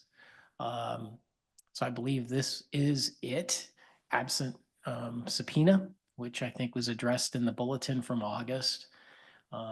And then also, and Toby, you can jump in here on the specifics, or Bryant, there's also some federal legislation that is being heard in Washington. So some of the post agencies across the country require a background check, a criminal history check by post in order to even go to an academy. A lot of those post agencies have had taken away. Some of them have gotten back their terminals, their equivalent of a CLETS terminal, to run criminal history checks. There's federal legislation to allow that, bipartisan legislation that's going through the Senate that's sponsored or authored by both a Republican and a Democratic senator. That'll kind of fix it on the federal side. The state side will also help us in terms of just using, a terminal to check a DMV registration or a DL. So I believe that is the only solution we have at this point. Is that fair to say, Toby? Correct me if I'm wrong, and please do. No, you had it exactly right. So there's two issues. The first is the ability to access the state data. The second is the ability to access the federal data. There is an interrelationship between the two because CLETS, as you know, has the capability to also bring in the federal data in addition to the state data, but DOJ believes that it needs to be very careful and cognizant about the federal data, since that's all, as you know, pulled into the CLETS system. So as you know, and as we've talked about after DOJ put out that bulletin, we obviously have a different interpretation of the law, and we did disagree with DOJ. But having said that, we have worked collaboratively with them now, and over the course of a number of months, really came to an agreement with respect to language that is acceptable to Post and is acceptable to DOJ. Then that we can run through the legislature. We believe that will provide the additional clarity in both SB2 and some of the other statutes in the penal code that deal with CLETS and CORI and that kind of information. We are able to, the Post is able to access that data. So, so really that's the hope, is that we will get that in. We do have a proposed urgency provision if the legislature adopts it.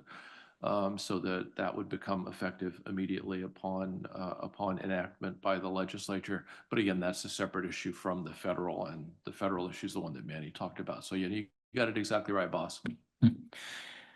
So as you know, I'm a member of the CLETS Advisory Board, and I had submitted a request that this item be agendized for our next meeting, which hasn't occurred yet since our last time. Do you see value in continuing to have that item on the agenda to brief the CLETS Advisory Board members, given the fact that you're moving towards a legislative fix? I don't think it's necessary at this point, to be honest with you, Sheriff, Okay. just because it seems like it's moving forward. The language, the final version of the language we've all agreed to. It's extensive. There's probably 5, 6 different drafts of what it would look like. It's ready to go. Obviously, an assembly member has agreed to take it on. So I think it's going to move forward. I think we're okay. Yeah. Good. Who's carrying the bill? Michelle Rodriguez. Okay, thank you. She's a former commissioner on Post, just as an FYI. So she's agreed to carry it. So it's a positive.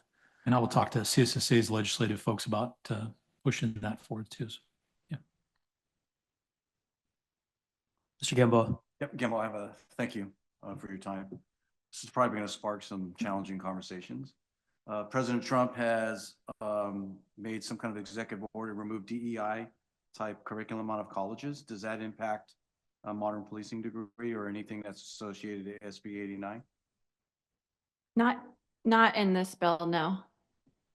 Yeah, there's quite a lot of bills out there that are covering a number of federal issues, immigration, DEI, a lot of different things. So it'll really just depend on what comes out of that. Stand by to stand by, we're still waiting. Correct. Yeah. All right. And so I'll just comment to Ms. Oborn's comments regarding the 15 versus 18 years. Cal Chiefs is sponsoring AB 992, and so I will share that information as well, as there is time to look at potential amendments. But I also do support the idea of multiple pathways in offering people an opportunity to meet this requirement and still assist with our recruitment and retention. So, but I will share that information as well. Okay, anything else on the report or questions or comments? Okay, thank you very much. Okay, our next item is an overview of contracts requiring approval by the Commission for fiscal year 25-26. At this time, I will call upon Assistant Executive Director Tom Osborne and Bureau Chief Cheryl Smith, Administrative Services Bureau, who will provide a report on this item. Good morning. Thank you, Chair, committee members, Tom Osborne. I wanted to quickly take this opportunity to talk a little bit about the 24-25 Budget Act and its impact to Post. And we'll talk a little bit about 25 and 26 on the Jan 10 most recent budget. So regarding the 24-25 Budget Act, there was 2 distinct areas within that Budget Act that the Department of Finance promulgated to all state agencies. Those are, number 1, Control Section 4.12. I know you all know what that is, but that is regarding vacant positions. And then Control Section 4.05, which is basically operational reductions in budgets. So last July, 2 letters were sent in July and then later in August that basically gave guidance direction to all state agencies how to accomplish these goals. First, I'll talk about CS 4.12 or the vacancy exercise. So basically, each state agency was to identify and look at all vacancies with the lens of what positions could you eliminate from your operating budget overall. The goal for the state was approximately 10,000 positions, looking for an annualized savings of $1.5 billion. That's kind of their goal. So post at that time, we examined every vacant position and identified positions for which we could present to Department of Finance to eliminate without impacting operations. Went through that exercise, submitted all of those positions to Department of Finance. We're still waiting on finalization of that. What I can say is all those positions that we identified, it's less than 10, so it's not like 50 to put it in perspective. Those are all coming from the traditional side of post. So SB2 related, the caseload we just talked about, none of those vacant positions that we currently see are impacting that whatsoever. We are able to get exemptions for those. So they recognize that we still need some help there. So more to follow relative to that. On the 4.05 side, the operational reduction, each state agency was to provide roughly 7.95% reduction in their overall operating budget. They were looking at it in the lens of what efficiencies could you put in place to reduce your overall operating budget. Post examined everything that we do, looked under the hood. How can we shave off money without impacting training and reimbursements? Happy to report that we've been able to do that and identify those areas that we can reduce without any impact to the field or training reimbursement. So it was a tall order by our finance staff and all of everybody at Post to kind of take a lens and contributing to the state like everybody else did in our state. Regarding the vacancies I talked about, so as of the end of February, Post is running at about a 20% vacancy rate. That equates to about 52 positions. And with 28 of those on the post-ad side, so the SB2, we made reference earlier of we're a little bit of a stopgap measure of putting RAs in place to help close the gap, but that's just kind of some numbers there. And the other numbers are kind of sprinkled throughout the division. So overall, with the increase of 114 to 163 PYs in a short time frame, we're doing very, very well on the hiring front, but we still have a long ways to go. Any questions on 24, 25 numbers? Hearing none, just kind of quickly talking about what Jan 10 budget looks like. We received a $2.7 million reduction at the very start in that budget year. And when we saw that, we certainly are comfortable in that the things that we identified, what we're going to do in 24 and 25 are going to translate over into 25 or 25, 26. That basically means, our salary savings that will inevitably help us close that gap, as well as some other operational areas where we have certainly seen training reimbursements have been, the past 2 years have been a little bit lower as a result of our learning portal coming online and more classes being offered online. We've seen some efficiencies in that regard. So more to follow. Jan 10, or May revise will come. So we'll report out after what May revise looked like when it all dust truly settles, and we'll report at that time. So any questions for me? Excellent. I'll turn it over to Bureau Chief Smith. Good morning. Chair Salazar, committee members. I'm just going to do an overview of the proposed contracts for next fiscal year for 25-26. On the agenda, first off, we have the Basic Academy Emergency Vehicle Operations course. This is the course that's offered during the Basic Academy for driver training. The program total is 4.2375. Does anybody want me to stop and ask if you have questions on each program, or you want me to just zip through them? All right. Like zip. Zip. All right. Next, we have the Learning Portal maintenance. Post contracts with the vendor to provide learning management system, the LMS solutions for the Learning Portal. The LMS is a software as a service subscription, includes hosting of courses and training videos, technical support, training for post staff, and addressing technical usability issues.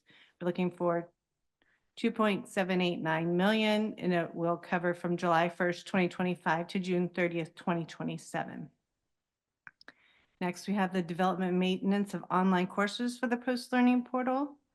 Post produces courses for the Learning Portal on a variety of topics that provide continued professional training hours for law enforcement personnel, as well as meet legislatively mandated training requirements. To accomplish this, Post is contracted with qualified vendors to assist in the development of this training. And we're looking for $500,000 to be expensed over 2 years. Next is the CSU Long Beach, the Force Options Use of Force De-escalation Training. This contract will allow CSU Long Beach to continue to present up to 24 3-hour use of force de-escalation train the trainer courses. This 3-day course satisfies the training requirements of the California Penal Code Section 13519.10 or Senate Bill 230 for use of force and de-escalation. And Post is recommending entering into a contract in an amount not to exceed $651,528.90. Next, in training program services, we have the supervisory course. This is a mandated 80-hour course to be completed within 12 months of promotion or appointment to first level supervisory position. We're looking to enter into a contract for the program total of a little over $1.66 million. Next is management course. The 104-hour mandated course is designed to assist supervisors transitioning to middle managers and must be completed within 12 months of promoting or being appointed to middle management position. And we're asking to enter a contract for 1.854, a little bit over $1 million. Next is the Sherman Block Supervisory Leadership Institute, or SLI. This program is designed to stimulate personal growth, leadership, and ethical decision-making in California law enforcement frontline supervisors. Post is recommending to enter into a contract not to exceed $1.854 million. Next is Command College. Command College is the master's level program lasting 14 months designed to prepare law enforcement leaders for challenges of the future. This program focuses on futures forecasting and innovation. And Post recommends entry into contract for $484,000. Next is the Institute of Criminal Investigations, ICI. This program goal is to produce a highly trained and competitive criminal investigators who can meet the investigative challenges of the future. Post recommends that we enter into a contract not to exceed $5.5 million, a little over. Next is IDI, Instructor Development Institute. Purpose is to provide multi-level, multi-track program to develop professionalism in the delivery of law enforcement instruction. Post recommends entry into a contract with multiple presenters not to exceed $663,130.90. Next is the Executive Development Course, or EDC. EDC addresses a broad range of contemporary topics, issues, and trends relevant to law enforcement executives. Completion of the EDC is a requirement for a department head to receive the post-executive certificate. Post staff recommends entry into a contract for $373,929.80. Next is the Museum of Tolerance. Post continues to partner with the Simon Wiesenthal Museum of Tolerance to offer a variety of tools for tolerance programs designed for all levels of law enforcement personnel. Post staff recommends entry into a contract for $1.556 million. Next is the Quality Assessment Program, the QAP. QAP measures law enforcement instructors and course quality, evaluates instructors' use of adult learning methods and techniques, reviews course documentation, measures learning validation, ensures the quality of post-certified training courses. Post recommends entry into contract in amount not to exceed $698,223.63. Next, we have the Peace Officer Standards Accountability Division and the equipment, software, and data storage for Mark 43. Post staff recommends entry into contract an amount not to exceed 1.4 million. And last but not least, Administrative Services Bureau is asking to enter into contract with State Controller's Office to do audits in accordance with commission regulation. Post has annually negotiated an interagency agreement with State Controller's Office to conduct up to 13 audits a year on selected local agencies and presenters that receive post reimbursements. Post staff recommends entering into contract for $500,000 to be expensed over 2 years. Does anybody have questions in regards to the programs requiring commission approval for contracts? Questions or comments from any of the committee members? Seeing none. Thank you for that report. Okay, it is it's 12:07. It appears that lunch is here. So we're gonna break for 30 minutes for lunch.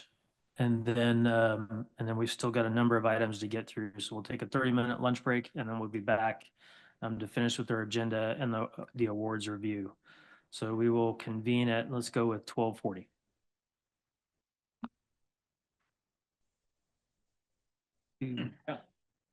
Okay, welcome back. We're going to call this meeting back to order and move on with our list of presentations here. Whatever. So I'm going to move on to item D1, which is a report on amendments to Commission Regulations 1005, 1007, 1008, and 1059, Instructor's Guide to Learning Activities. At this time, I call upon Staff Services Manager Anita Finner from the Basic Training Bureau, who will provide a report on this item. Thank you, sir. Good afternoon, advisory members. Post-staff facilitated discussion with Academy directors and coordinators regarding the need to update the 2005 Instructor's Guide to Learning Activities, version 1 publication. It was agreed it was necessary to update the outdated publication. In 2024, Basic Training Bureau staff hosted 2 workshops to review and revise the existing 2005 Instructor's Guide to Learning Activities publication for basic courses. Subject matter experts representing 10 academies participated. During the workshops, the subject matter experts proposed to repeal the 2005 Instructor's Guide to Learning Activities version 1.0 due to outdated content, which is attachment A. Therefore, creating the proposed 2025 Instructor's Guide to Learning Activities version 2.0, which is attachment B. Attachment C reflects 15 existing training and testing specifications that reference the 2005 Instructor's Guide to Learning Activities, as they all have been updated to show the 2025 proposed publication title and publication date. These training and testing specifications also have some proposed restructuring. The required test specifications were moved to follow the required learning activities, as there has been some confusion from presenters across the state as to the order of presenting the content. Basic Training Bureau staff wanted to ensure students were receiving all required training to include all required learning activities prior to any testing. I'm happy to answer any questions at this time. This was an item pulled by the committee. Are there any questions or comments related to this presentation? Okay, seeing none. Thank you for the presentation. Okay, our next item is item D2, which is a report on amendments to Commission Regulations 1005, 1007, 1008, and 1059, training and testing specifications for peace officer basic courses, LD 32 lifetime fitness. And we still have Staff Services Manager Anita Finner. I'm here to present this item. Thank you, sir. During the November 2024, commission meeting, the commission directed post staff to remove the body composition measurement from the existing learning domain LD 32 lifetime fitness training and testing specifications as a required learning activity in section 6G. In reference to attachment A, page 32-7, post staff is presenting the removal of the learning activity. I'm happy to answer any questions at this time. Any questions? Sheriff Hone. So just going to take something out. That was a direction of the commission, sir, yes. Okay. I'll make a comment. I think the lifetime fitness part of the academy doesn't in fact promote lifetime fitness among peace officers. Because we see a whole host of peace officers that once they get out of the academy, they actually stop engaging in fitness and wellness activities, which I think is a significant detriment to them and the profession. With that in mind, maybe finding a way to instill in individuals the necessity of that would be a worthwhile endeavor.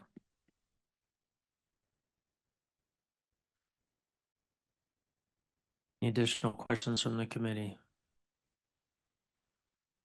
Yes, Chief Pontus. Cindy Ponce. So the body composition is just the body fat measurements? Is that the thing that they're removing?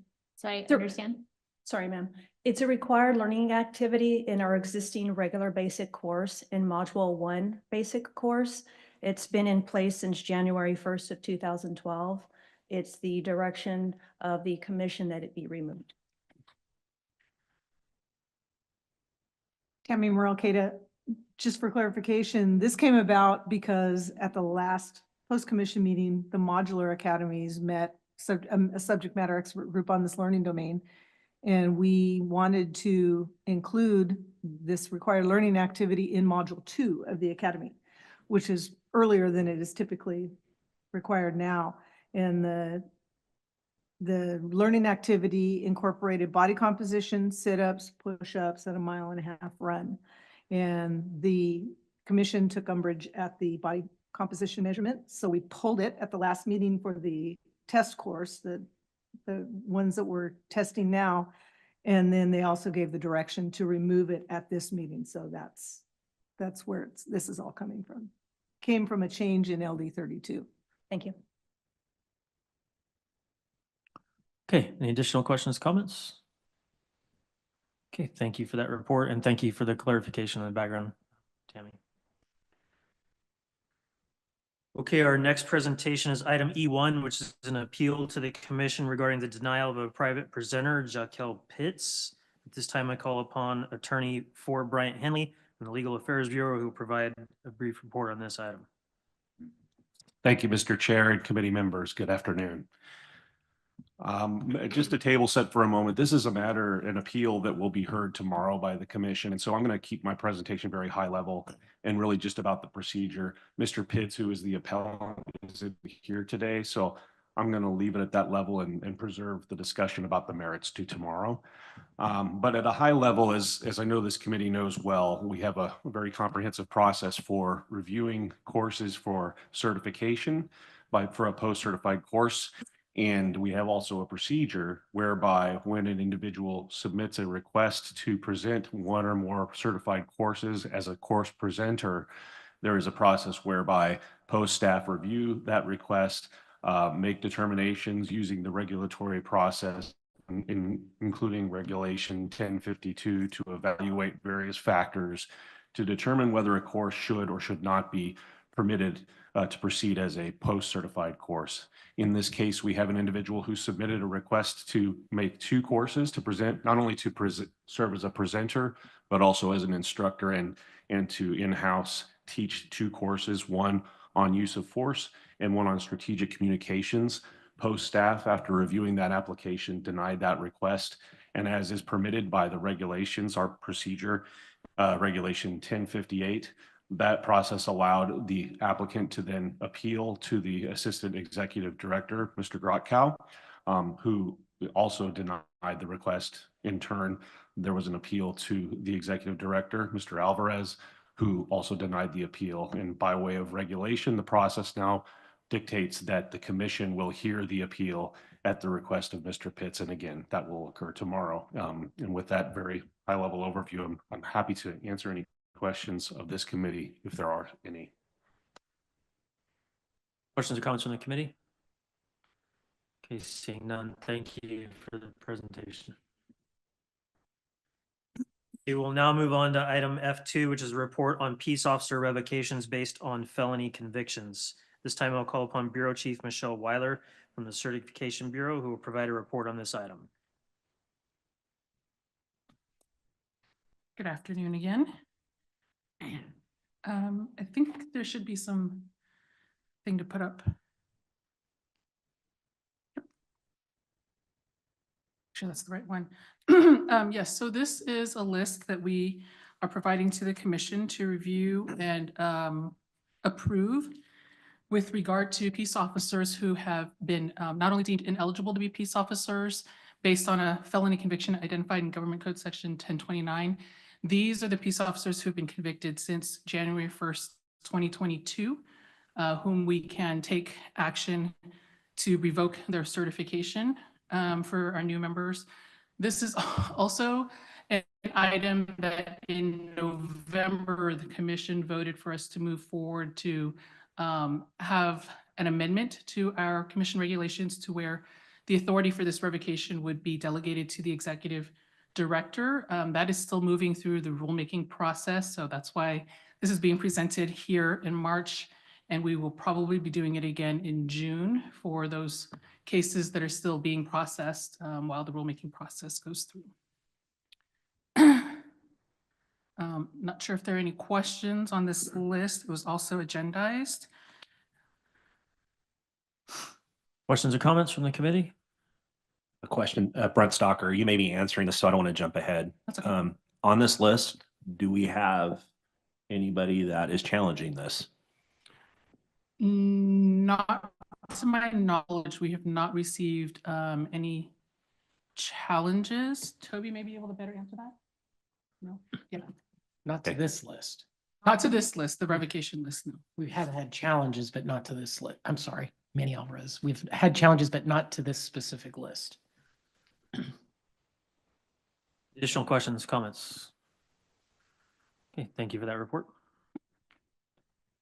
Next item will be item F3, which is a report on proposed adoption of Commission Regulation 1216 disciplinary guidelines. This time I call upon Assistant Executive Director Anne-Marie Del Manayo from the Executive Office and Bureau Chief Michelle Weiler from the Certification Bureau, who will provide a report on this item.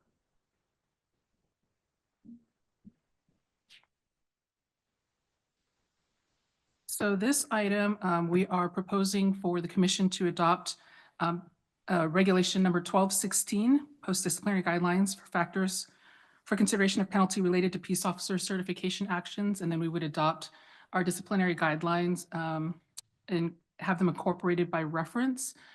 The disciplinary guidelines are sort of a framework or guidelines for not only the board and the commission to use when reviewing cases of peace officer misconduct, but also for the administrative law judges when these cases move beyond the commission and go forward to an evidentiary hearing before the Office of Administrative Hearings or an administrative law judge, so that they have parameters or minimum parameters that the commissioners are setting for them in determining, one, whether or not serious misconduct did occur, and what sorts of disciplinary actions they might recommend, and to try to keep them within the framework of what the commission is looking for. Because without these, the ALJs don't have any guidance, right? And they could come up with a determination that is outside of what the commission would like to see. So this set of disciplinary guidelines that is currently before the commission is a product of work with a subcommittee of the commissioners. It was Commissioner Gordon and Commissioner Brazil, post staff, as well as some feedback from the DOJ. Just going to start. I don't know if you've had a chance to review them, if you have any questions. Yes, sir.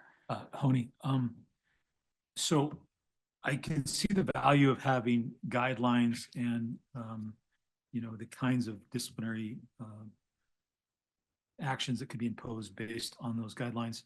I do think it's important, though, that the bodies making the decision have the opportunity to take into effect or take into account mitigating circumstances and aggravating circumstances for that matter, and not be somehow rigidly tied to a set of guidelines, because rigid adherence to guidelines can result in absurd outcomes from time to time. Yeah, so these are guidelines, right? Something that they can review and use kind of as a foundational framework for making their determinations. We do also have Commission Regulation 1213, which are additional factors to be considered when determining whether suspension or revocation are appropriate. And those include the various mitigating or aggravating circumstances that should be taken in consideration. Those are also not explicitly spelled out in here, but referred to in this document of disciplinary guidelines. We provide examples within each. So we've broken down, we have an introductory piece, but we've also broken down by the 9 categories of serious misconduct and provided some examples of cases where there may be some additional circumstances to be considered. For instance, with dishonesty, there's a reference to the Brady list, potential for whether or not an officer's dishonesty could affect the outcome of future criminal cases, things like that, sexual assault, what circumstances they might want to consider. We also have, excuse me, standard and optional considerations for the commission as well as the administrative law judges to take into consideration. And they're certainly not bound to these. They are options. The optional ones are options. The standard ones would be up to the commission to decide which ones would apply to the different categories of misconduct. If they choose to do so at all, they could just reference the standard, excuse me, the standard options. Quick question, I'm sorry. Sorry, no. Quick question, Pacheco, CPOA. This is at the state level. I understand their guidelines. One thing I think agencies have struggled with in the past is like discipline for previous cases. So I don't know if I'm going to mess up the vernacular here, but if the division has put any thought into, as this thing scales moving 10, 15 years from now, if there are cases, even by name or not name, of similar type of violations, and what was given by the commission at that time. People change, but the discipline should stay standard to some degree. If there's been any thought or work into some kind of data so set. This will definitely be a living document, and it will evolve as the cases we see evolve, the determinations by the commission evolve. This document will evolve as well to match that. And again, in our Commission Regulation 1213, the factors for consideration, we do also set forward in there that they should take into consideration similar outcomes in similar circumstances. And that's also in here as well. A couple things I want to add. Okay. I'll wait till you're done. Okay. A couple of things I wanted to add just for an awareness. So Michelle covered everything beautifully. I think there's just a few items that I think just close attention to. And that is that this is about imposition of discipline. 1213 factors are really twofold. We use them in how we review and investigate our cases. And then we also consider them in what level of discipline may be appropriate based on the mitigating and aggravating factors. This really is guidance to the ALJs. If you think about it, this is the first time in the history of policing there's been in California a measure by which these cases would go before an administrative law judge in a licensing fashion to take administrative discipline. So they're going to need some guidance on the expectations of this profession, the uniqueness of the responsibilities that are invested in a peace officer, and expectations of what they should do, what judgment they should be, applying to any given situation. So they need this guidance. If we were to not have disciplinary guidelines, you are basically asking a group of individuals who are not familiar with the practice of policing, if you will, the ins and outs of the demands placed on a peace officer, to make decisions about the degree of discipline that would be appropriate based on the case factors. This is our opportunity to provide them some guidance. You all know this, but they don't. The other thing I want to point out is there's really 2 options available to the board and commission: suspension or revocation. However, there are instances where, and we've seen this already with the commission, where the term of suspension may include time served, but with some monitoring, some probationary monitoring. And that's where Michelle talked about those optional disciplinary guideline provisions. This gives us an opportunity to perhaps very safely and responsibly return peace officers to the profession if they need a short period of time to rehabilitate from a substance abuse issue, perhaps, or maybe another issue where they can actually effectively rehabilitate and return to the profession. This is the only profession I'm aware of in the state of California where once you're revoked, there is no opportunity to come back. There is no reinstatement. So it's responsible for us to consider those things where a temporary perhaps removal from the profession may be the appropriate course of action, as opposed to a permanent ban for this person to ever serve as a peace officer in California or anywhere else in the country. So I want you to consider the nature of this document as a guidance document. There's also the level of consistency that will be applied. In my experience doing licensing and enforcement, there are going to be precedent cases as well that kind of set the tone for how the state of California should view issues where there was a significant risk to the public welfare, and they will determine a case to be a precedent case. That happens in administrative law as well. So those things will help guide the commission as we move forward. And of course, as Michelle said, this will evolve. This document will continue to evolve as we see those case factors before us. Salazar, I completely agree with you on that matter. I just had a couple questions with regards to when you talk about probationary monitoring, who is it that conducts the probationary monitoring? And then do you have, of the cases that the commission has heard so far, how many have resulted in some, or like what percentage or how many have resulted in probationary monitoring? Good question. I don't have the actual stat in front of me, but primarily the majority of our DUI cases have resulted in a conditional license with probation monitoring. We're going to hear 2 tomorrow, and we'll just see how those, play out in front of the commission. It's not to say that every substance abuse case should result in some term of probation. There are going to be those instances where you have the facts warrant something more stringent than that. We've got multiple cases. We've got injuries to the public. We've got someone who perhaps has already gone through a term of sobriety with their department and been under some form of monitoring and then reoffends, right? So right now, primarily all of the DUI cases have resulted in some form of a conditional license with probation monitoring. We have LECs that will do our probation monitoring internally. It's not a huge workload. We have a contract where about to finalize our contract with a vendor who does the actual biological fluid testing, where they're on a testing program, and it's they don't know when they're going to be tested. They can be tested up to several times a month, and that testing is ongoing.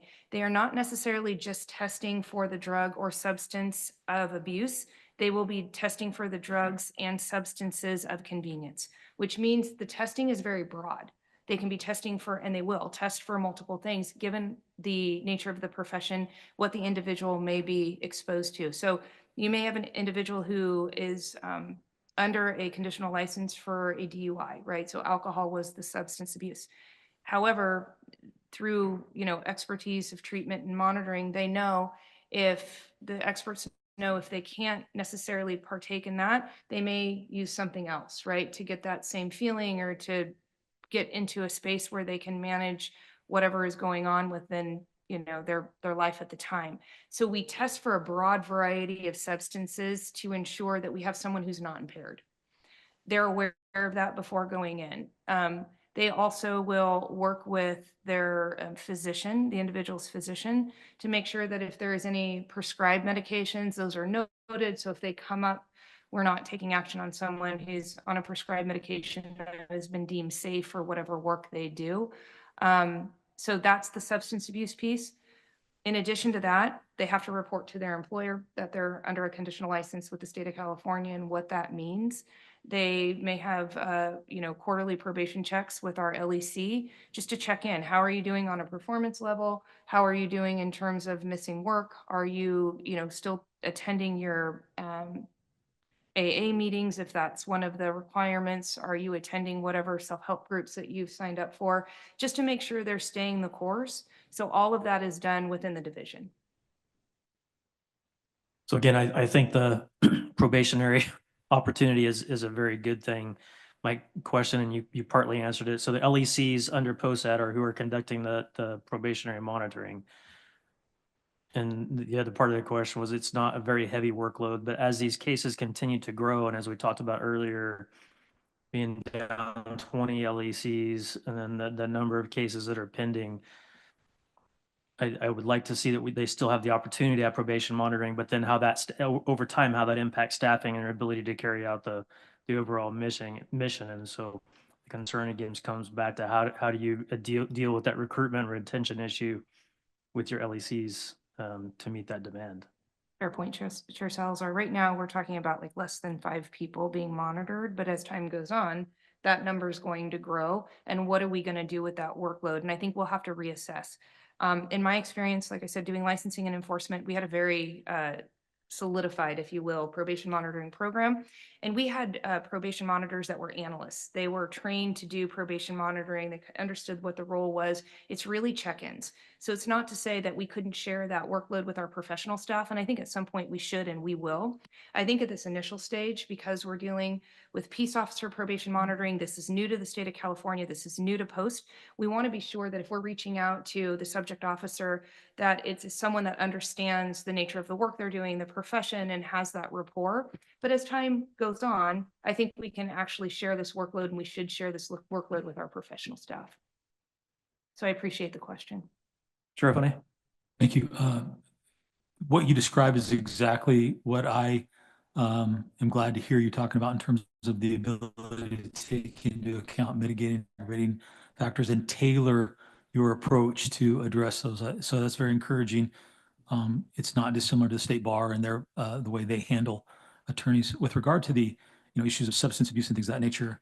I fully support the approach that you've outlined. That said, has there been any discussion or thought about what, if any, information would become a matter of public record, especially when you're dealing with somebody who is dealing with addiction or substance abuse issue? Absolutely. And so the medical records obviously remain confidential. The actual settlement agreement itself is a matter of public record. There's nothing specific about the officer's personal medical information or their treatment facility, their treatment plan. That's a matter of public record. However, if they violate probation and then we have to take them up on a revocation because they violated our terms of probation, some of that may in fact become public record because that's just the nature of the administrative hearing process. Again, medical records, things like that are always confidential. The violation itself and what was violated would not be, and the individual would have to, potentially defend that violation. Oh. Mr. Stalker, go ahead. Brent Stalker. I'm realizing what a tough job you have just listening here. So again, thank you for what you're doing. I want to make sure that I'm understanding something. Right now, we have the option to either revoke or suspend. Am I correct on that? Right. Could you give me some examples of when somebody, I understand the substance abuse. What would be some of the other examples of when somebody may get suspended? So we've had an actual case where it was a use of force case, and the commission determined that the most appropriate action would be a term of suspension with a retraining on use of force. So that's another example where they don't believe the significance of the use of force was such that a revocation and removal from the profession was the sound decision, but perhaps timeout with some retraining and retooling so that an individual could come back hopefully with a remediation plan for not violating the use of force policy or laws. And Thank that's you. an actual case that's already gone through the commission. I try to not pepper you with too many questions here, it's okay, but okay, so let's just say that you or somebody determines that a suspension is appropriate. How do you work with the department on that suspension? But we haven't had an instance yet where the individual officer who is before the board and commission is employed during that term of suspension. If that were the case, the department would have to be willing to hold on to that individual, perhaps on paid administrative leave, or maybe in another capacity other than in a sworn position for that term of suspension until they can come back and engage. So we haven't had an instance yet where we've had someone who is still employed and then the decision of the commission has been to place that person on suspension.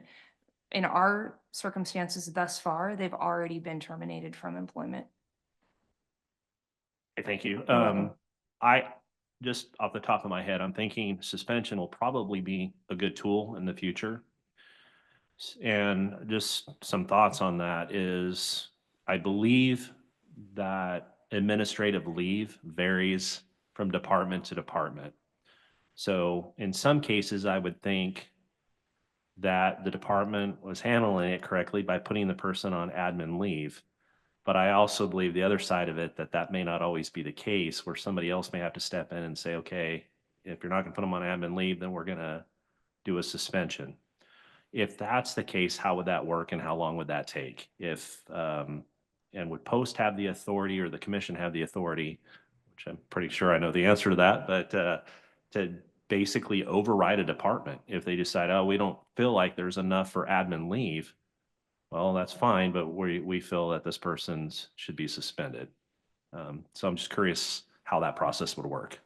Certainly. So 2 questions. I think I'm going to answer both of them. In terms of post decision, so if the commission makes the decision that they're going to pursue a suspension and the person is currently working, the department cannot use that person in the role of a peace officer while they're under a suspension. So it would force the hand of the agency to either place them in a non-sworn position or put them out on leave. If the agency is interested in a term of suspension as well, they would need to align that suspension with the commission's decision, because basically the certification at that during that period of suspension is not valid. They cannot work as a peace officer in the state of California. So essentially it would kind of override the agency's decision.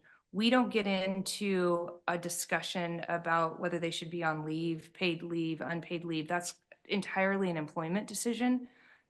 But where we engage is, we believe a term of suspension is important. We're placing this person on hold. The agency can decide whether they want to put them in a non-sworn position or put them out on some form of leave. Again, I think this is great. I support it. I'm just curious how long, let's just say that you get a case. Okay, and you're concerned. And maybe you believe that it factors a suspension versus, a complete removal. How long do you think that would take for basically for Post to make that recommendation to the commission that this person needs to be suspended? Michelle's giving me cliff notes over here. I think what you're referring to is an ITS, an immediate temporary suspension. And that is, they meet those 3 factors I talked about earlier today where they've been terminated. So it wouldn't be someone that's been employed though. So resigned in lieu of, going through an IA, resigned during a pending investigation for serious misconduct, or if they were arrested for a felony or indicted, or there's an information on file for a felony or a 1029 violation, there's some misdemeanors that would qualify in there as well. Then we have the authority to issue an ITS, which happens immediately. And that would also place them on a hold. They couldn't work as a peace officer during that time. In the scenario I think you're talking about, they're still currently working in the agency.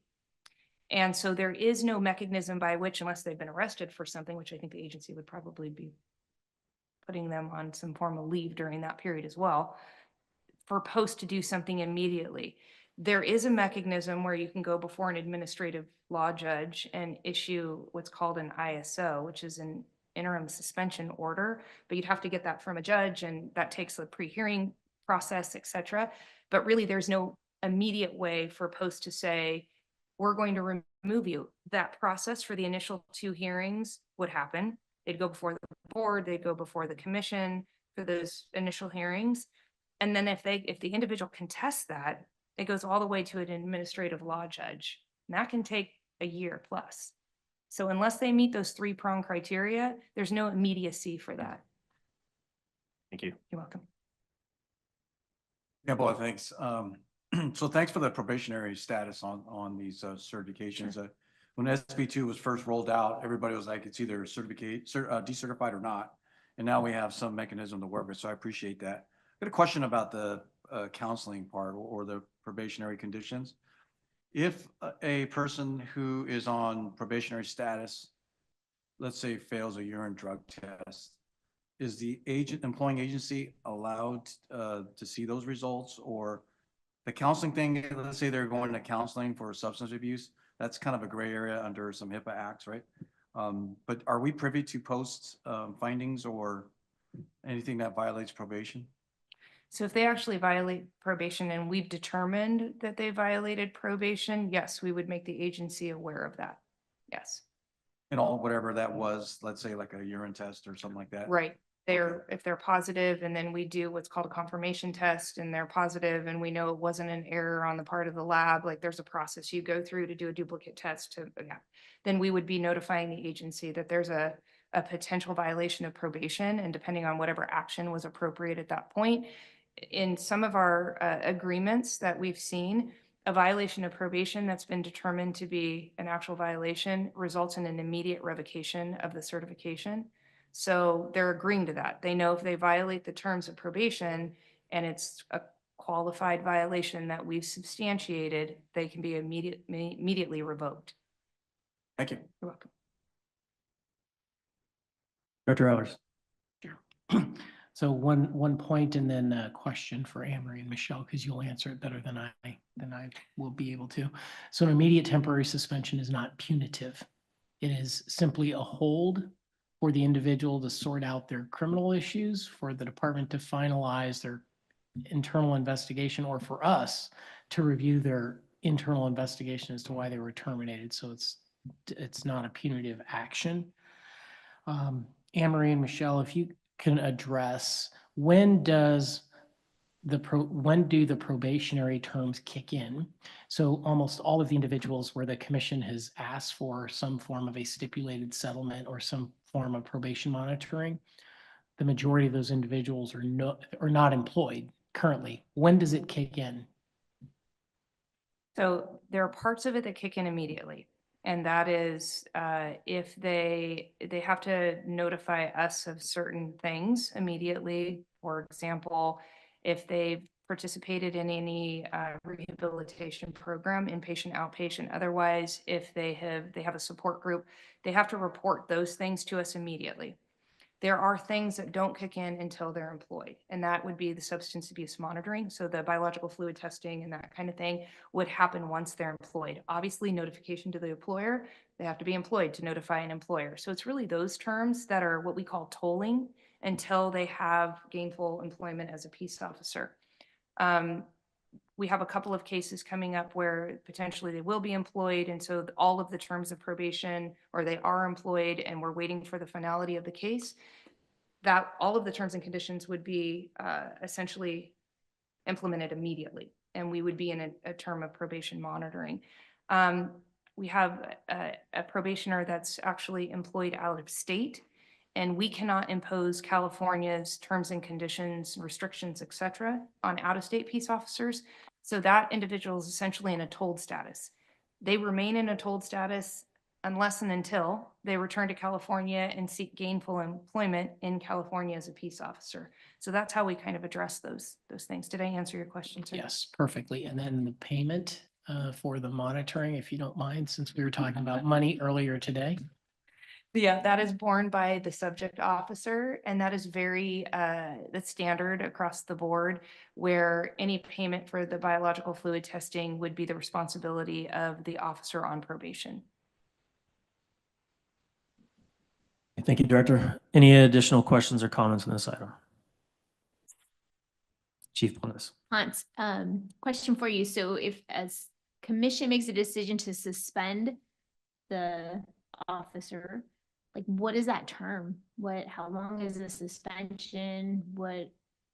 Can't exceed 3 years, because after 3 years, they go inactive and they'd have to go back through a whole training module. So the suspension shouldn't exceed 3 years. The probation, however, can go on 5 years, 10 years, whatever the commission deems appropriate, because probation isn't the suspension part. So if there's a term of suspension, that would be for 3 years or less.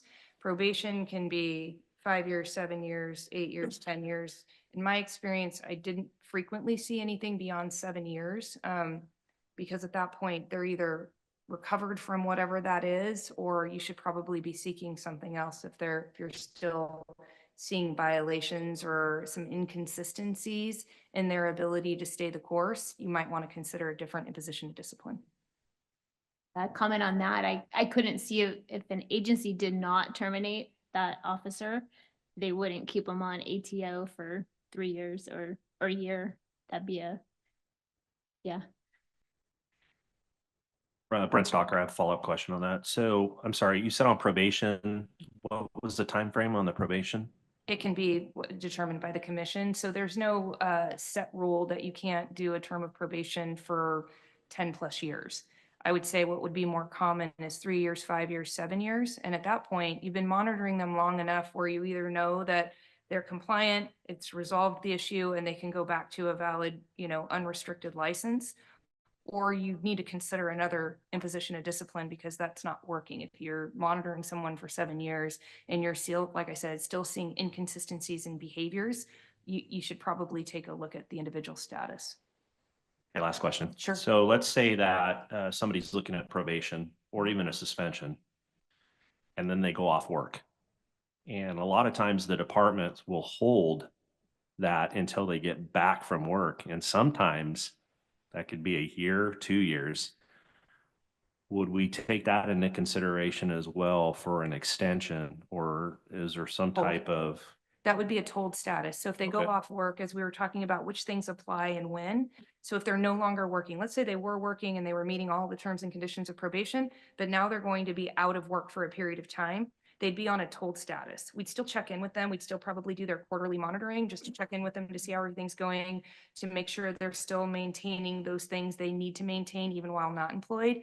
But in terms of like the biological fluid testing and some of the other terms that may be relevant for them actually being in role, those would be told. And the tolling can go on for a long period of time. There again, if they're out of work for 3 years, we'd have to look at the status of their license, et cetera, from a, having to retrain. And I would imagine too, if they did not cooperate with you, then that would go probably fairly easily to a termination. Correct. That's a violation of probation if there's no cooperation, and that's one of the terms and conditions outlined in the disciplinary guidelines. It's like failure to cooperate or failure to comply with the terms and conditions as agreed upon. That would be considered a violation of probation, and there could be some immediacy in a revocation. Excellent, thank you. Okay, any additional? Thank you for that report. Alrighty, we're gonna move on to item G1. This is a report on proposed amendment of Commission Regulation 1201, definitions related to peace officer certification. And we still have Bureau Chief Michelle Weather from the Certification Bureau with us, who's gonna provide this report. Yes, so this is proposal to amend Commission Regulation 1201, which is their definitions specific to peace officer certification and professional certificates. The majority of the terms that we are seeking to add are related to our disciplinary proceedings, where they're terms that might be seen in the disciplinary guidelines or during discussions of potential disciplinary actions against the peace officer certification. There are also a couple of terms that we are adding to clarify eligibility for professional certificates.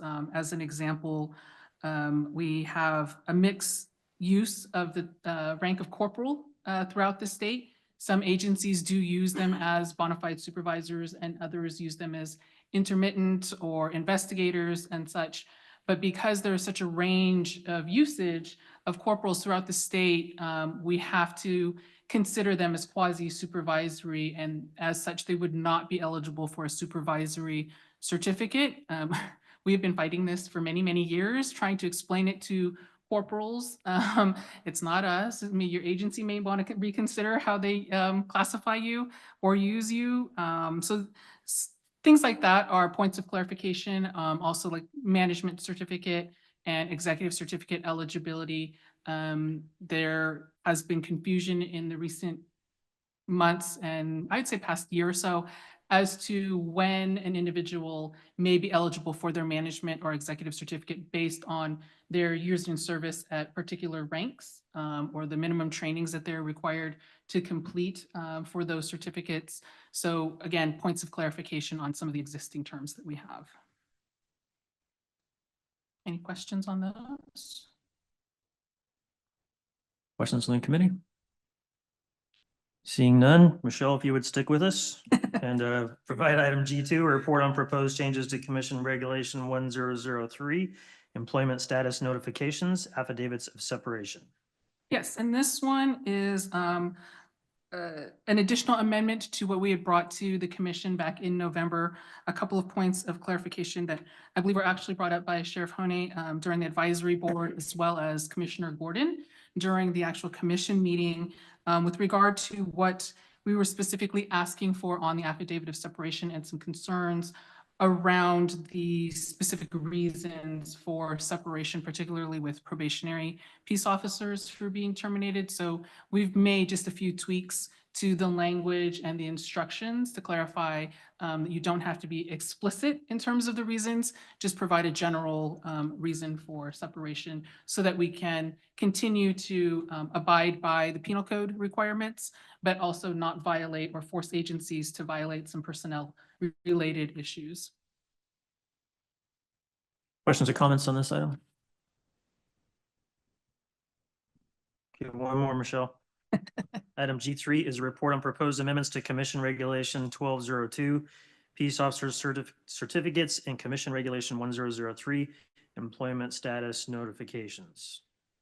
Yeah, so this one, not only do we have some general updates to Commission Regulation 1202 with regard to how we consider eligibility for professional certificates for peace officers, specifically related to education, prior employment with federal agencies or other out-of-state agencies, as well as training points. But we are also looking to split out the requirements for a proof of eligibility and a basic certificate. The way we had it before, there was some confusion as to which requirements applied to which of those certificates or if it applied to both.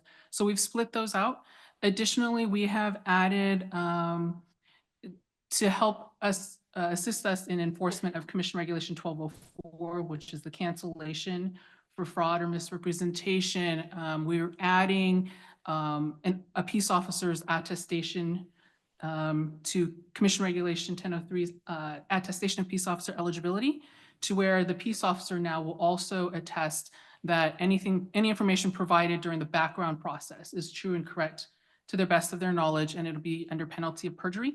So that is the piece that's being amended with 1003, and that will give us some of the teeth in that we're adding to 1202 that will allow us to enforce the cancellation for fraud or misrepresentation during the background process, because we were running up against agencies reporting fraudulent backgrounds or misrepresentation or failure to disclose during backgrounds.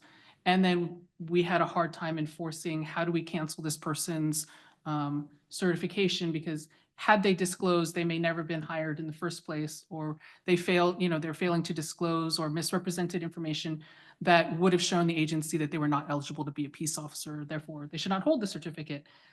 So just those additions to the regulation are being proposed. Questions, comments from the committee on this item? Okay, seeing none. Thank you, Chief Weiler. Appreciate those reports. Okay, so the next item on our agenda here is we're moving into the guidelines for nominations for the awards review. It is post-lunch, so let's take about a 10-minute break. Does that work for the court reporter? Thank you. So we're going to take a 10-minute break, reset, and then we'll come back and tackle the awards. So we'll be back at 13:45.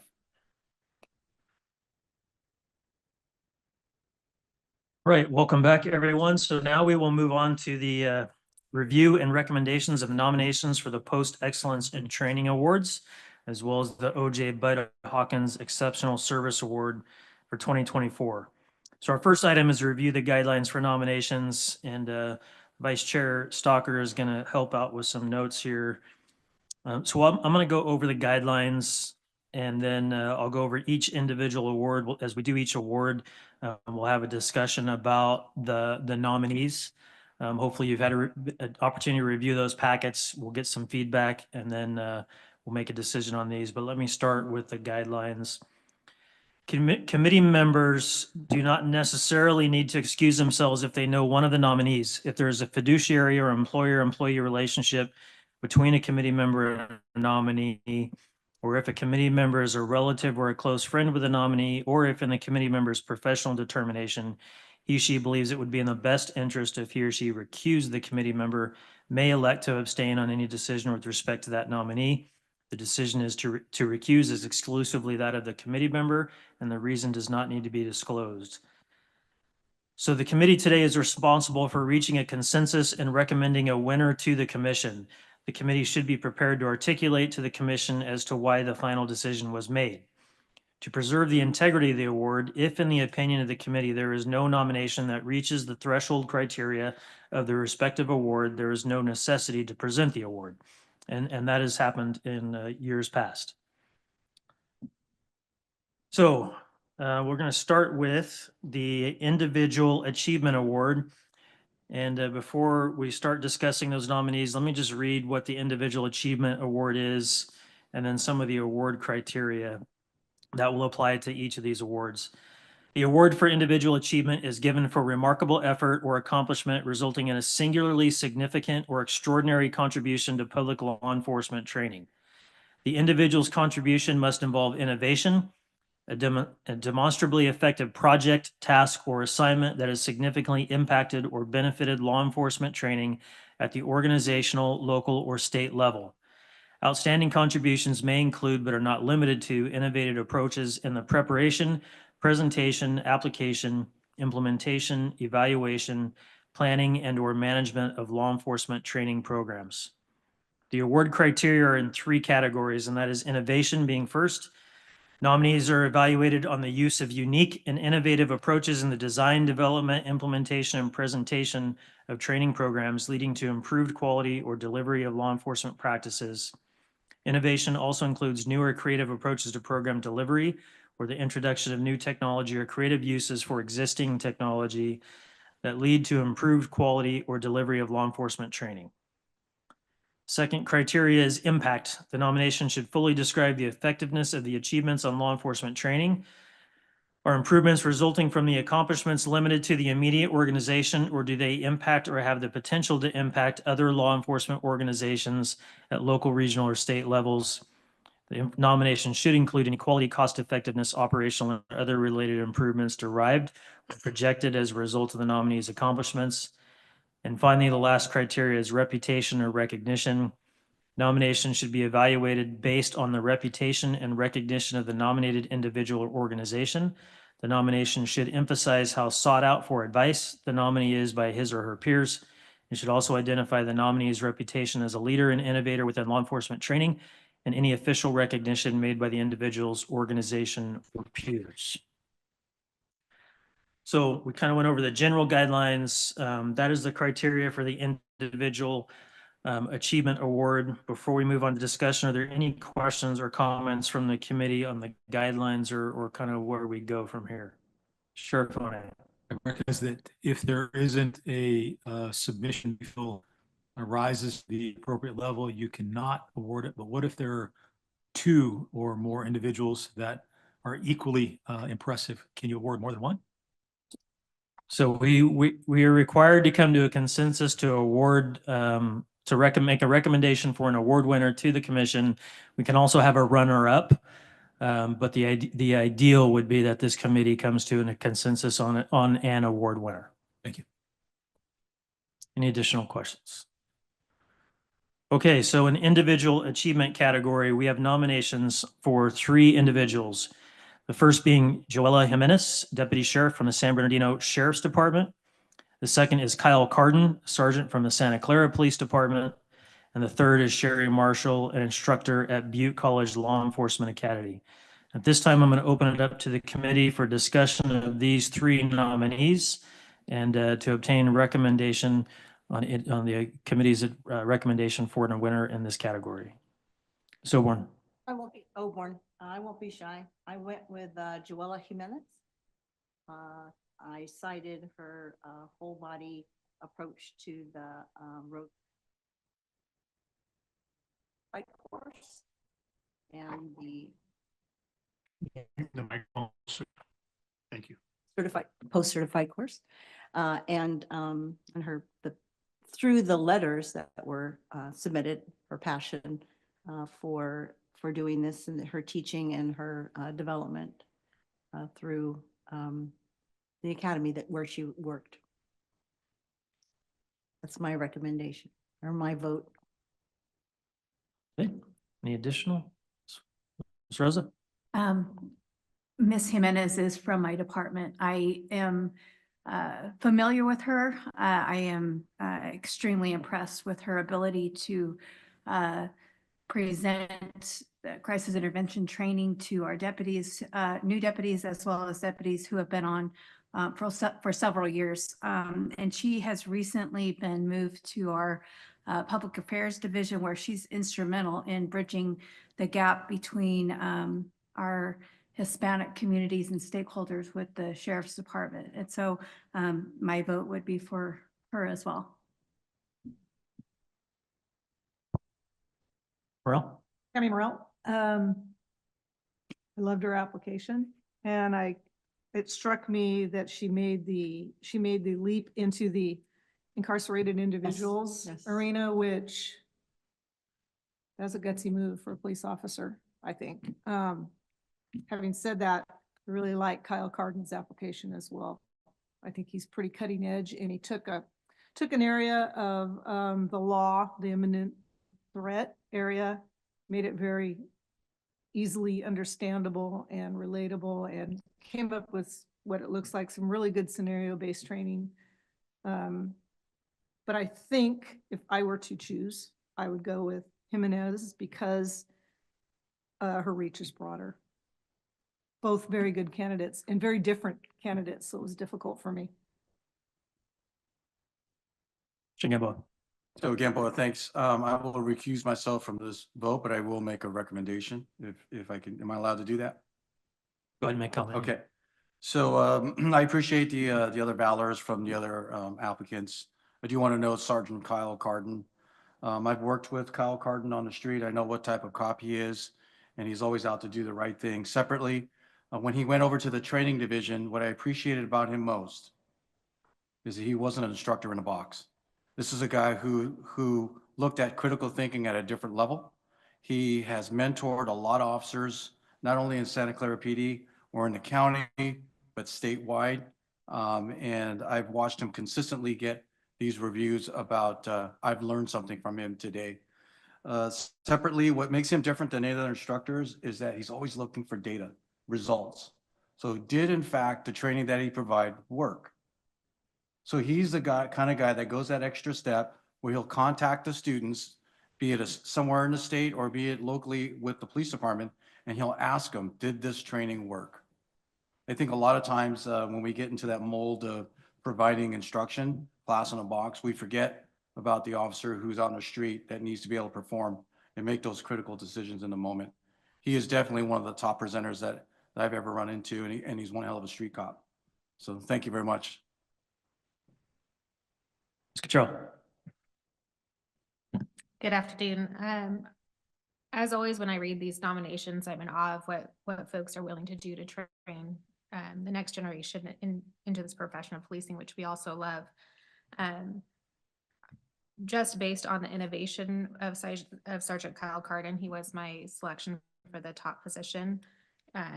Critical thinking is something that we're all pretty concerned about with this next generation coming up in the field. And the way that he was utilizing infographics, his filters, it made sense to the officers that he's teaching in a way that I think was really comprehensive to them and could be far-reaching in other areas. Sherry Marshall's nomination definitely strikes a chord with me personally. I've learned from the work that she's put together for Post. I've seen the manuals that she's written. I wish she was in the lifetime achievement category because I think she's definitely made a lasting impact on the dispatching profession for several years. But based on the innovation of Sergeant Kyle Carden, he was my top nomination as well. Okay, any additional questions, comments, committee on these three? I have one. Brent Stalker. Again, tough sometimes to go through these. First thing I look at is the application, and we had some really, really good ones. I think with just my training background, I picked Sergeant Kyle Carden as well. For one particular reason that stood out to me is I've seen so many instances in training where people just present, they're just covering the topic.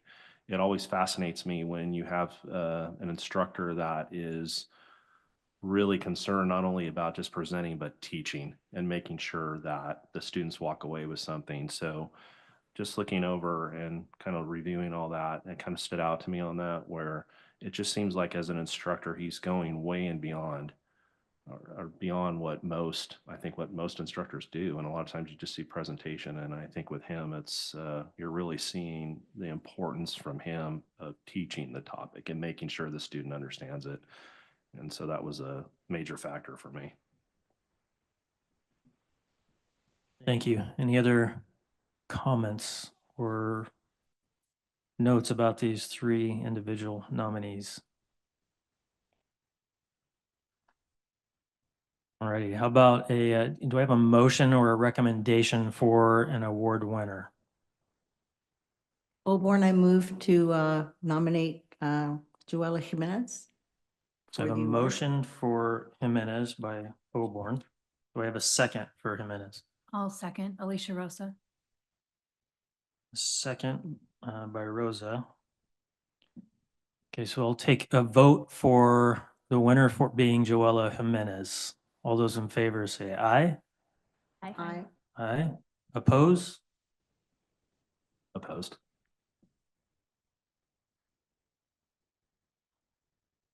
Pacheco, Stalker, oppose. Any abstentions? Okay, so and then I have a vote with, 9-2 in favor of Jimenez. Okay, how about for a recommended runner-up?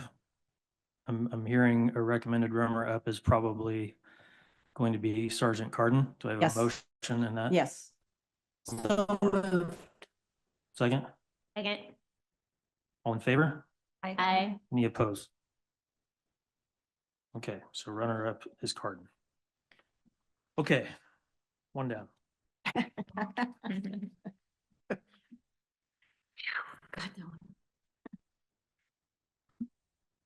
Our next category is going to be for organizational achievement. We have 4 nominees in this category. We'll read the definition of the Organizational Achievement Award. So this award category recognizes achievements. Sure. I'm going to recuse myself from this category. I'm going to step outside. Okay, thank you, Ms. Morel. So Ms. Morel is recusing. Okay, organizational achievement. This award category recognizes the achievements and contributions made by an organization dedicated to law enforcement training. The award is one wherein training responsibilities and initiatives must have resulted in substantial contributions to public law enforcement and reflect a high degree of training effectiveness and service.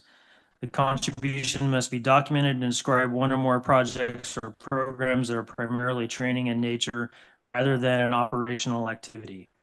Outstanding contributions may include, but are not limited to, innovative approaches in the analysis, design, development, implementation, evaluation, or delivery of law enforcement training programs. The criteria may include both quantum and long-term improvements or successes.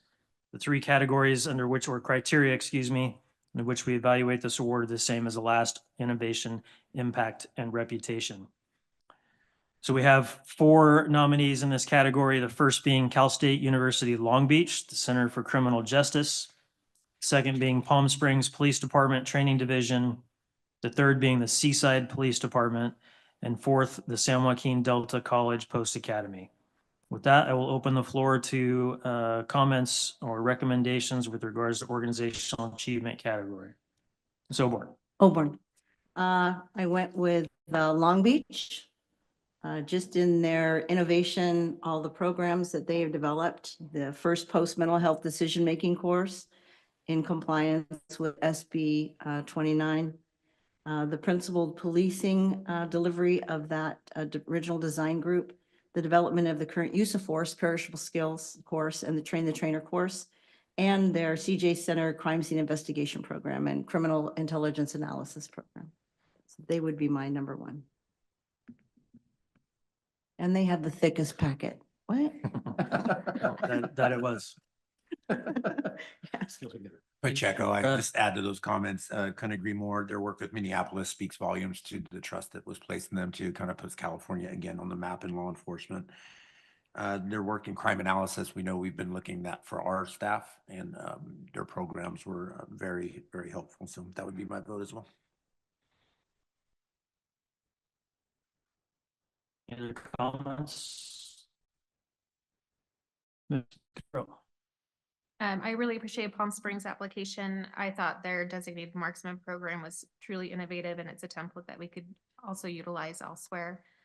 Very scenario based with updated tools and training and tailored curriculum for those that are going through the program. They did achieve post approval and got some statewide recognition for it. And I think it'll inspire trainees to really hone this skill.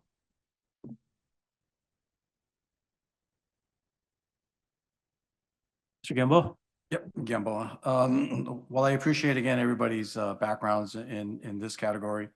And again, their accomplishments. This is a tough decision. I choose Seaside Police Department over the others.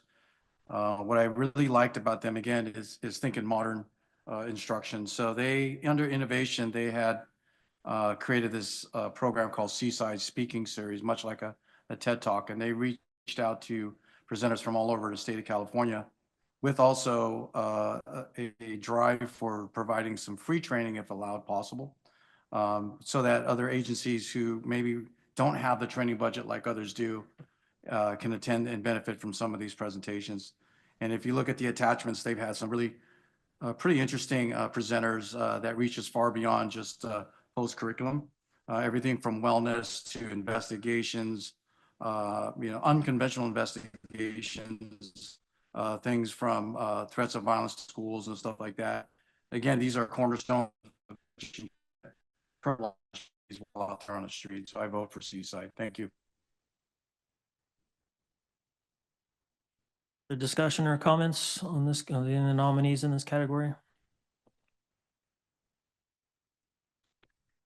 I have a motion for a recommended winner in this category. Auburn, so moved. Cal State Long Beach. Is there a second to that motion? Pacheco seconds. Pacheco. Okay, all in favor of CSU LB for the winner of the organizational achievement category, please say aye. Aye. Aye. Any opposed? One opposed, that's Gamboa.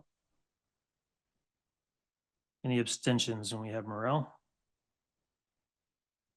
Okay, so the motion passes for Cal State University Long Beach for Organizational Achievement Award in this category. Oh, yes, thank you. We also need to select a runner-up in this category. So do I have a motion for a runner-up in the organizational achievement category? Motion for Palm Springs. Cottrell motions Palm Springs. A second to that? I would second it. All in favor, say aye. Aye. Aye. Any opposed? All opposed. Opposed? And Morel is abstaining, so that motion passes. The runner-up would be Palm Springs Police Department Training Division. Okay.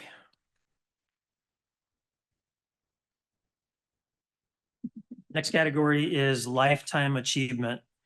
Here is the definition of the Lifetime Achievement Award. Lifetime Achievement is presented to individuals who have contributed to public law enforcement training over a substantial period of the individual's career. During this time, individuals must have achieved a remarkable record of demonstrable results, including quality, substance, and innovative impact. He or she must have consistently maintained highly creative and effective effort, displayed exemplary service, and exhibited strong leadership skills. The individual must also enjoy a reputation as an innovator and leader among peers and within the local, state, and regional levels. This award also uses the same criteria for innovation, impact, and reputation. It does include a requirement that the number of years the nominee has contributed to law enforcement training be a minimum of 15 years. With that, I would open the floor to discussion with regards to our one nominee in this category, who is Lieutenant Bill Smallwood from the Kern County Sheriff's Office. And again, open the floor to any discussion, comments with regards to this nomination. I have one, Brent Stalker. I certainly commend, I'm not trying to go otherwise on that. I definitely would, for a Lifetime Achievement Award, I would like to have seen a little bit more on the application. That's my only concern on that. I think this is very important for the, again, but I don't know, it's just I would have liked to have seen a little bit more on the application.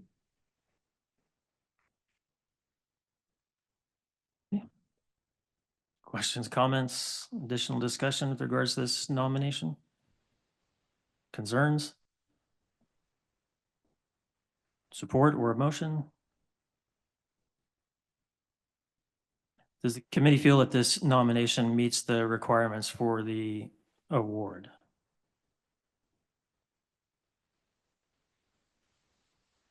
So I'm seeing a number of no's.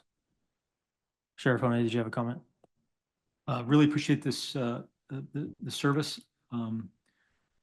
Clearly had a great career and contributed greatly to the Kern County Sheriff's Office.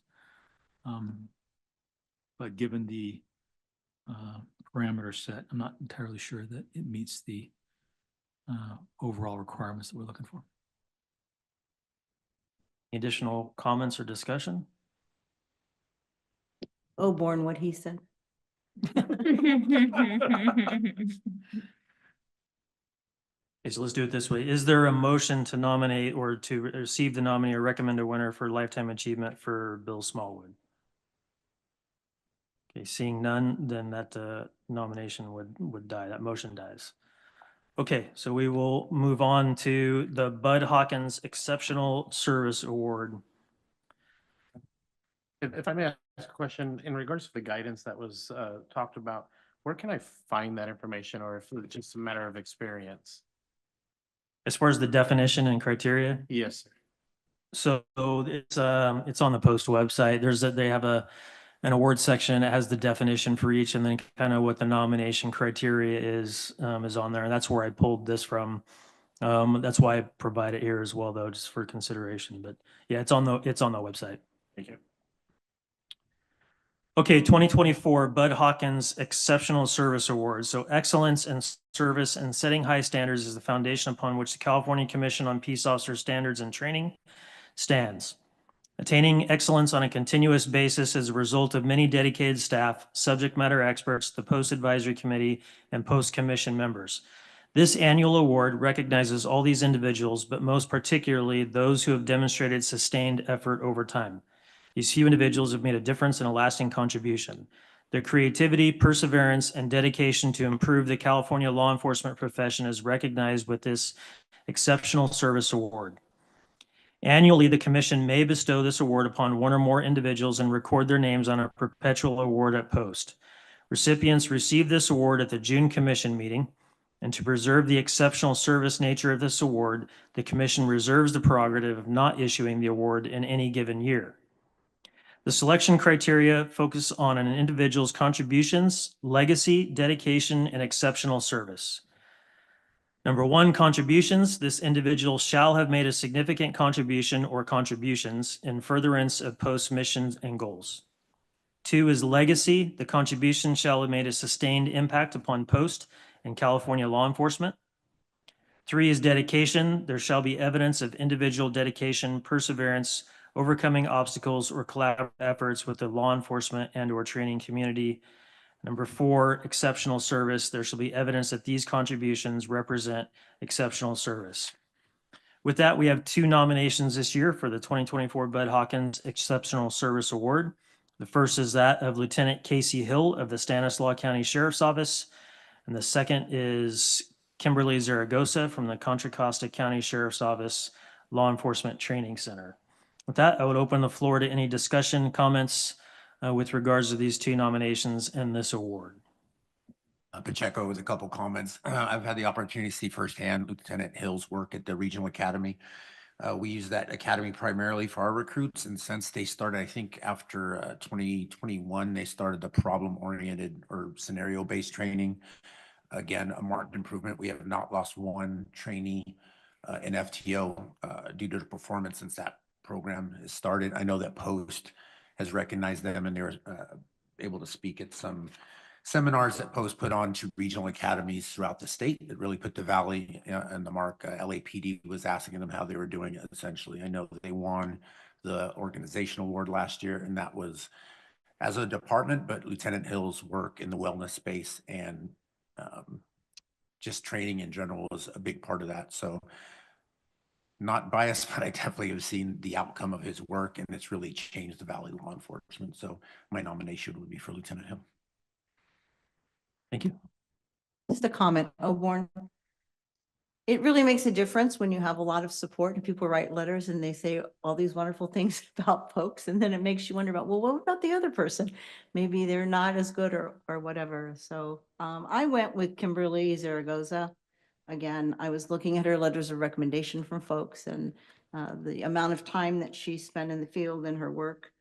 I don't know, it spoke to me more than the other candidate. Cheryl.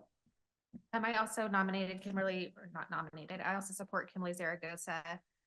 Regardless of rank, she made time to contribute to the creation of training blocks, which revitalized several of the training modules of the academy. She was recognized for her contributions in developing training and influencing leaders of new generations. Lived a 35-year career to its fullest, and it just looks like she left nothing on the mat. She was the first female SWAT team leader, and just served as an inspiration. So I feel like it's for those reasons that she should be recognized with the award. Additional comments, discussion? Brent Stalker. I agree. I agree with Kimberly Zaragoza. One of the things that I looked at on this was, again, I look at the application and I read through it. And I appreciate the fact that she has spent so many years in law enforcement, where a lot of us will go sit on the beach, and she's, at least we hope, but she's continuing on. So, I mean, even after 35 years, she's still contributing in law enforcement. And so, and that, you know, again, is a straight up personal decision. And I always appreciate people with that type of knowledge to be willing to continue passing on their knowledge and mentoring. So I just appreciate that about her. Again, many years and lots of experience. So this was kind of impressive to me. Gamble with a comment. Yes, sir. I also want to support everybody's comments about Zaragoza. I particularly like the exceptional service section where it noted continuing influence after retirement. After she retired, then went to the Cocoa County DA's office. Well, after being employed there, she remained as an instructor at the training center and continues to be more of a peer support person and a mentor. And after retirement, to have the energy and the efforts and the intentions to do that is remarkable. So I like what everybody else said in addition to the continuing of service. I'd like to nominate Oborn Zaragoza for the award. Or second to that nomination? I second. Gamboa, any additional discussion? Okay, all in favor of Zaragoza for the Bud Hawkins Awards, please say aye. Aye. Aye. Any opposed? Any abstain? Okay, so Zaragoza is unanimous decision by the committee for the Bud Hawkins Award. And I'm going to assume the committee would be good with Lieutenant Casey Hill as our runner-up nominee in there. Yes. Any objections to that? Okay. No.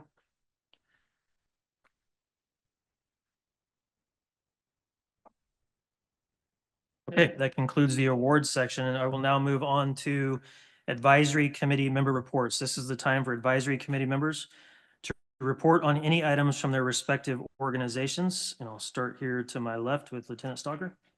Chairman Salazar, do you mind if I make a quick comment on our last topic? Please. Okay, again, every year, I hope, this has been my second time on this. Every year I look at these awards, and even though it's a lot of work for us to look through it, I just would love to see next year have a whole list of people on here. And, you know, I know through CPTMA, I'm definitely going to encourage, you know, just departments to put in for these awards, because I know we have a lot of deserving people in the state of California. So I would just ask my fellow advisory committees members to do the same. And hopefully next year, again, not that we had bad candidates this year, I'd just love to see a long list of potential candidates. So I just wanted to make that comment for our awards, and hopefully next year we'll see that. Would you like to give a committee member report? Yep. Give me just a second on that.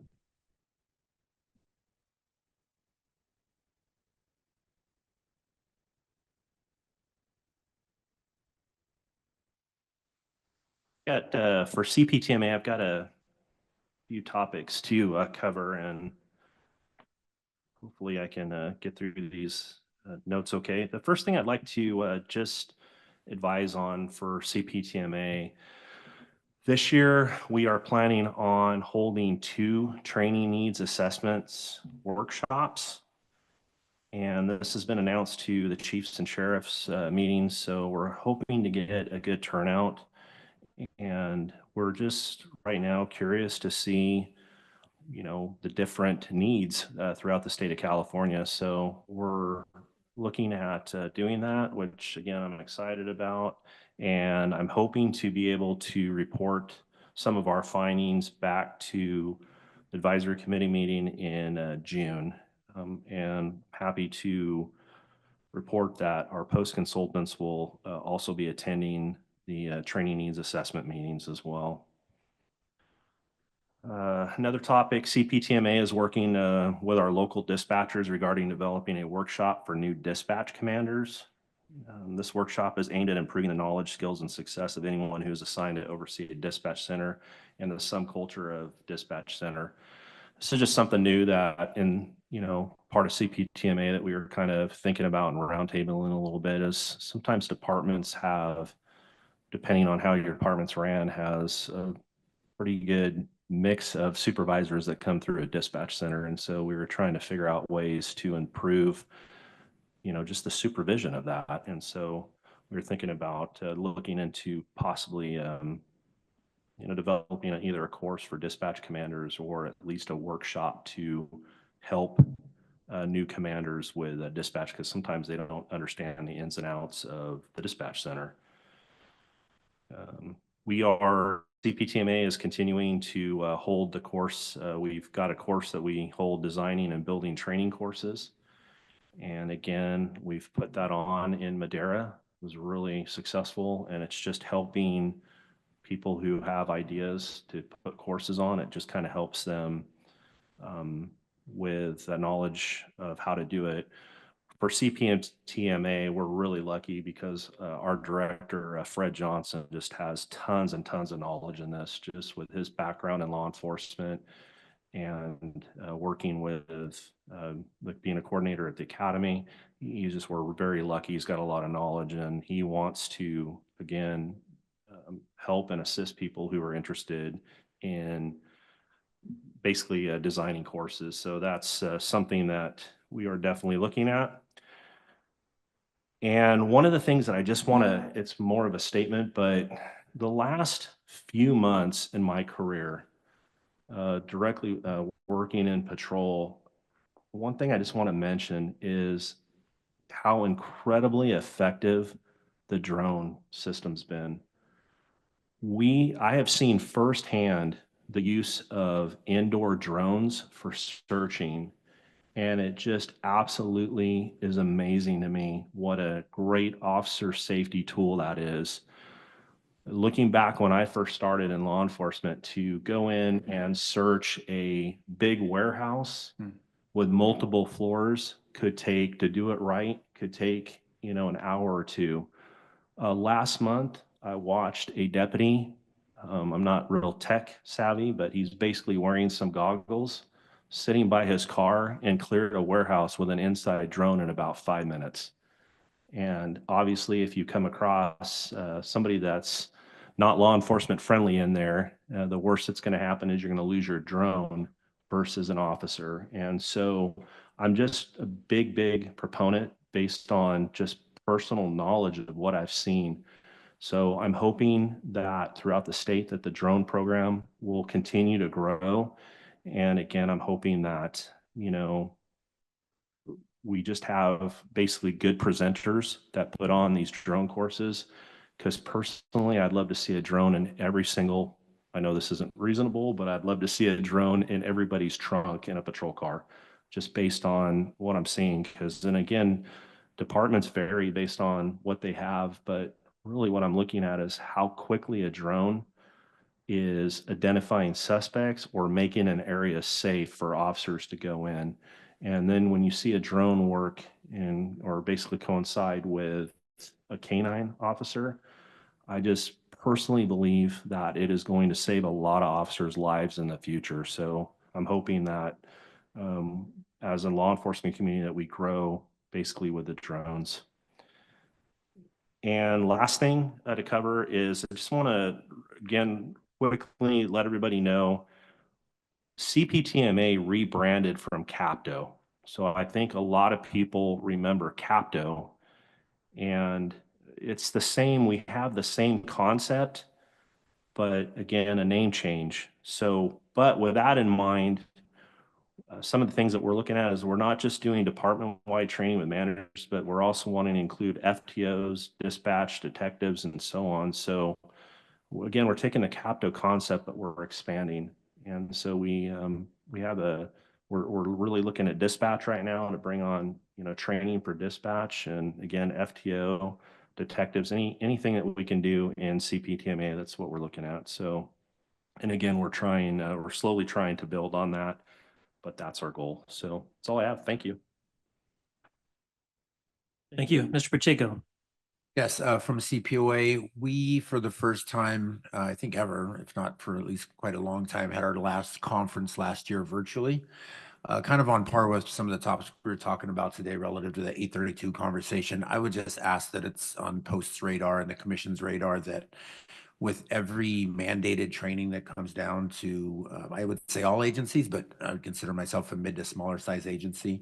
The more mandated trainings we have, the less ability we have to do above and beyond in-person classes. So CPOA, because of low enrollment, we're looking to go to the virtual space, which I think regardless of how good the Zoom training is, there's something lost there without growing your network in-person training. So I do know that it's on Post radar, but I'm just going to kind of beat that drum for a while that the more things, much like I would say the SB2 regulations coming down on Post, that's given to departments, it's really a stressor on agencies to get officers away from the patrol car, not so much the money, but the time away from doing the actual job. So if we can all just stay very mindful of mandates that come in the years to come, that there is a price to be paid, not just financially, but cops out on the street. We are struggling to send people just to the basics, let alone above and beyond in-person training. So for CPOA, we're making that shift as necessary, but we're going to try and keep our in-person classes going as well. Thank you. Warren? Hi. For KG, we just really want to figure out what to do with the modern policing degree and how that's all going to be vetted out. So we're excited to hear about that. The colleges are anxious to get busy and get their curriculum in, because most of us, it takes quite a long time. The other thing is the comments about the drones. I love drones. I have drones. My kids have drones. Who said video games were bad for kids, right? It's that eye-hand coordination to do those drones. So yeah, I totally agree with you. They're good.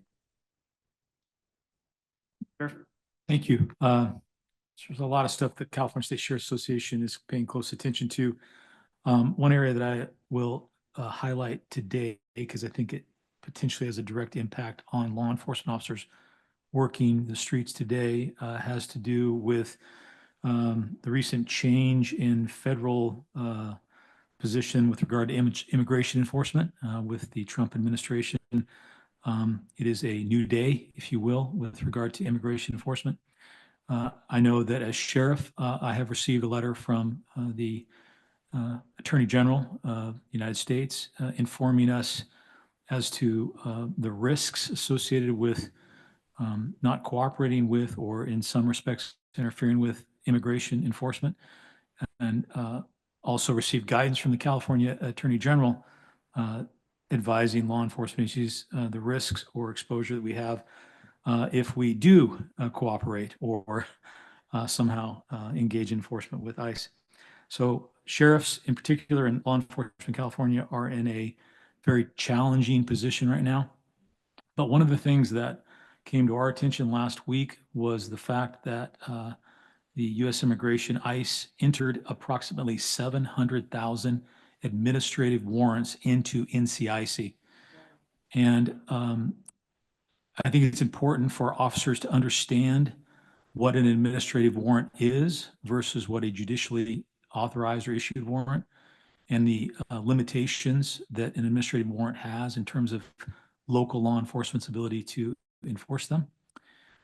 We put out guidance to our staff. I know a lot of sheriffs have put out guidance to their staff, but I would anticipate that dispatchers who are running people through NCIC could encounter these warrants, and if they don't understand them, might give officers or deputies in the field some indication that there's a warrant that they could execute by taking the person into custody, and likewise deputies or police officers if they don't understand them.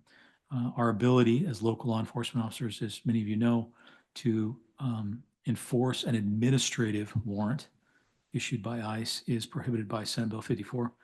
And I think the last thing that I might suggest posts legislative efforts or watching various legislation, Senate Bill 544 is a recently proposed piece of legislation that would amend Senate Bill 54 and, if I understand correctly, eliminate the conflicts that exist between federal law and state law. Again, given the threat to local law enforcement officers if they make a misstep in the very terms of actually increasing the ire of the Attorney General or the U.S. Attorney, but also civil liability. It might be something worth post keeping an eye on to provide the proper guidance. Sheriff Morrell. The California Academy Directors Association is driven kind of by post consortiums. We have not had one since our last meeting. We have one coming up here in what, 10 days, 12 days, a couple of weeks. We're going to be back in San Diego. So we're looking forward to, we will, I'm sure, have some robust conversations on AB 992 and SB 385, because especially AB 992, this is new. None of us have ever heard of it before. There's a lot of angst about the whole notion of AB 89 and everything that has followed it. So people are all watching and wondering, worrying about what is going to happen. We've had a leadership transition, so our chair stepped away. He took a full-time teaching position and left his college as an academy director. So it'll be our first time meeting with our new board structure. So I will have more information in the next meeting for sure. Ms. Cottrell. Just briefly, NENA, which is the National Emergency Numbers Association, just wrapped up 911 Goes to Washington. They are still pushing the reclassification effort for dispatchers, and CalNENA is occurring right now, and they will be heading up a 911 Goes to Sacramento shortly for that same effort. And in the same vein of what Sheriff Pania was referencing in regards to dispatchers needing training on reading warrants and making sure that they're articulating them correctly when they're giving them out to the field.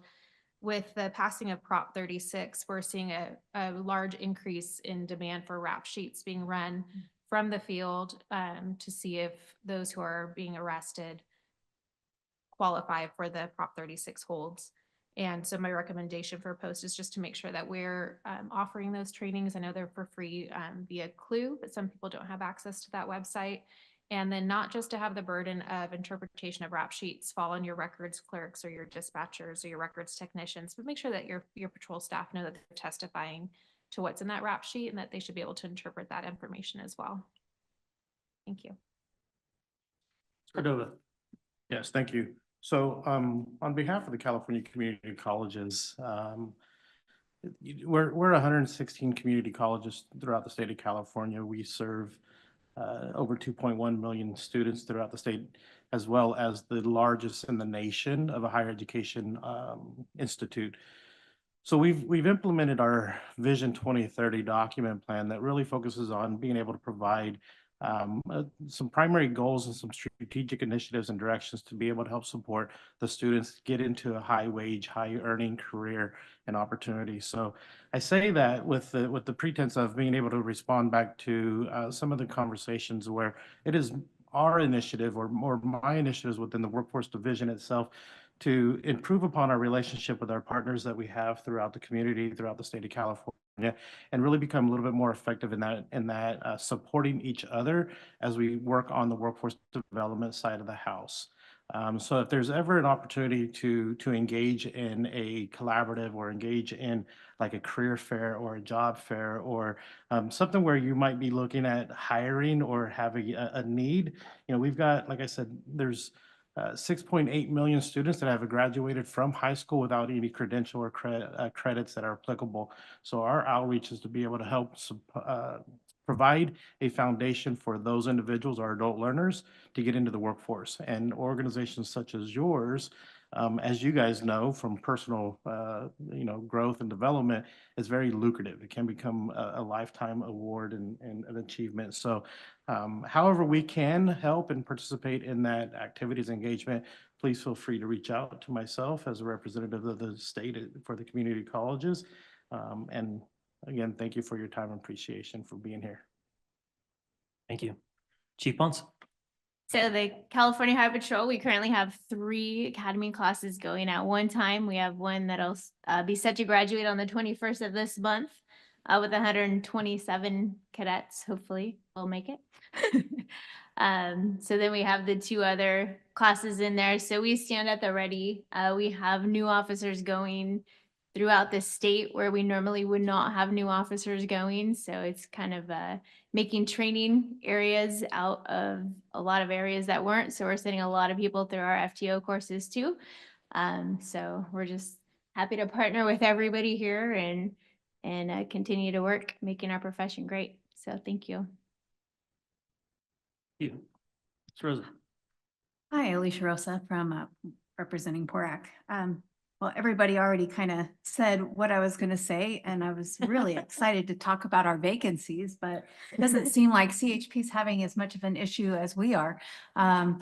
With our agency, well, the one I come from, San Bernardino County Sheriff's Department, we have a ton of vacancies and continue to lose officers and deputies to other agencies that pay a lot better than we do.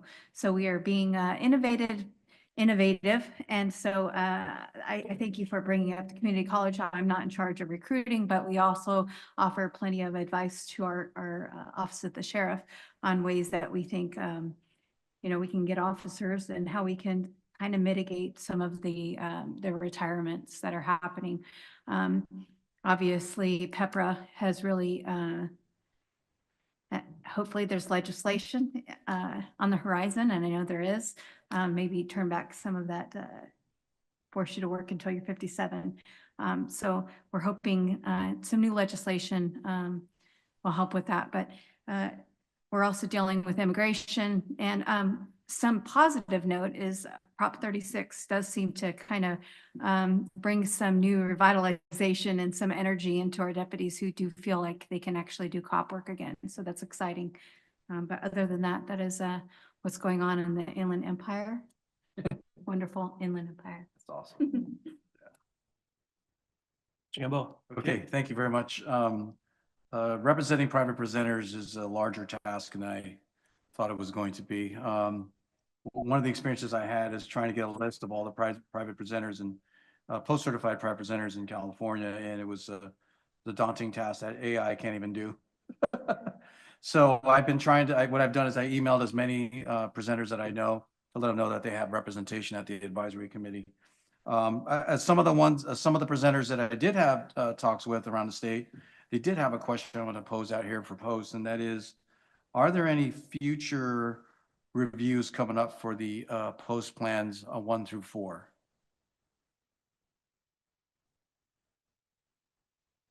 Can you give me some clarification on what it is they're seeking? Yeah, so is there particularly in post-plan 4, because that affects a lot of the private presenters, where we're not bound by the, I guess, the budgetary constraints that they would have in post 1 through 3? So like what we charge for a class as a private presenter or what we pay the instructors. Are there any concerted efforts to revisit the standards for post-plan 4 or near efforts? No, not really. It's, it's not really something that we're looking at this time now. Okay, perfect. Sure, Ed. So those plan reimbursement schemes are not necessarily codified, but we have a matrix as to what falls into plan 1, 2, 3, and 4. So it's not a question, I mean, if there's some kind of change in the curriculum that would require it to be bumped or moved, then yes, but a wholesale or entire review of that matrix, I don't think, as Jim mentioned, that we have any plans. Some of the other challenges that we're having, just you saw that with the contracts to a certain extent, is everything's gone up. It's much more expensive to deliver training, and it's much more expensive for us with the plan. So plan 4 includes lodging and travel reimbursement.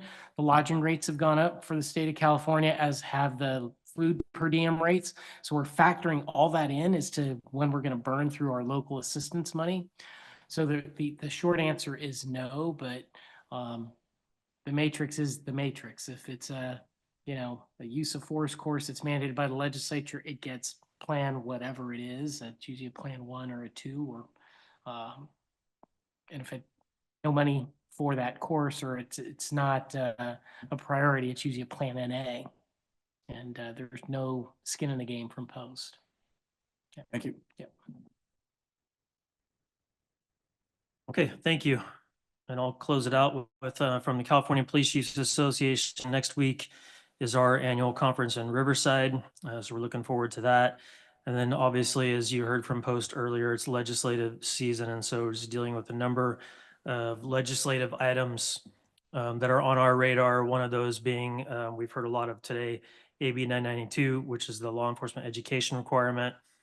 We heard a little bit about drones, and drones are another issue that we're looking to try and protect the use of at the legislative level. There's concerns over foreign-made drones, and unfortunately, those are the ones that most agencies, especially smaller ones, can afford. And so they're under attack in terms of their use. Immigration, as Sheriff Hone mentioned, is also something of concern to us, and just how that plays out at the federal level and the state level, and really how it impacts our funding coming from the federal government moving forward, where that impacts JAG funding, OTS funding as well. So different concerns that we have there. And then RIPA, which we heard a report on here today, and just our concerns over how that data is collected and what it truly represents, which is not what I believe is reflected. So with that, that's from California Police Chiefs. Those are the items on our list. And that will conclude our member reports.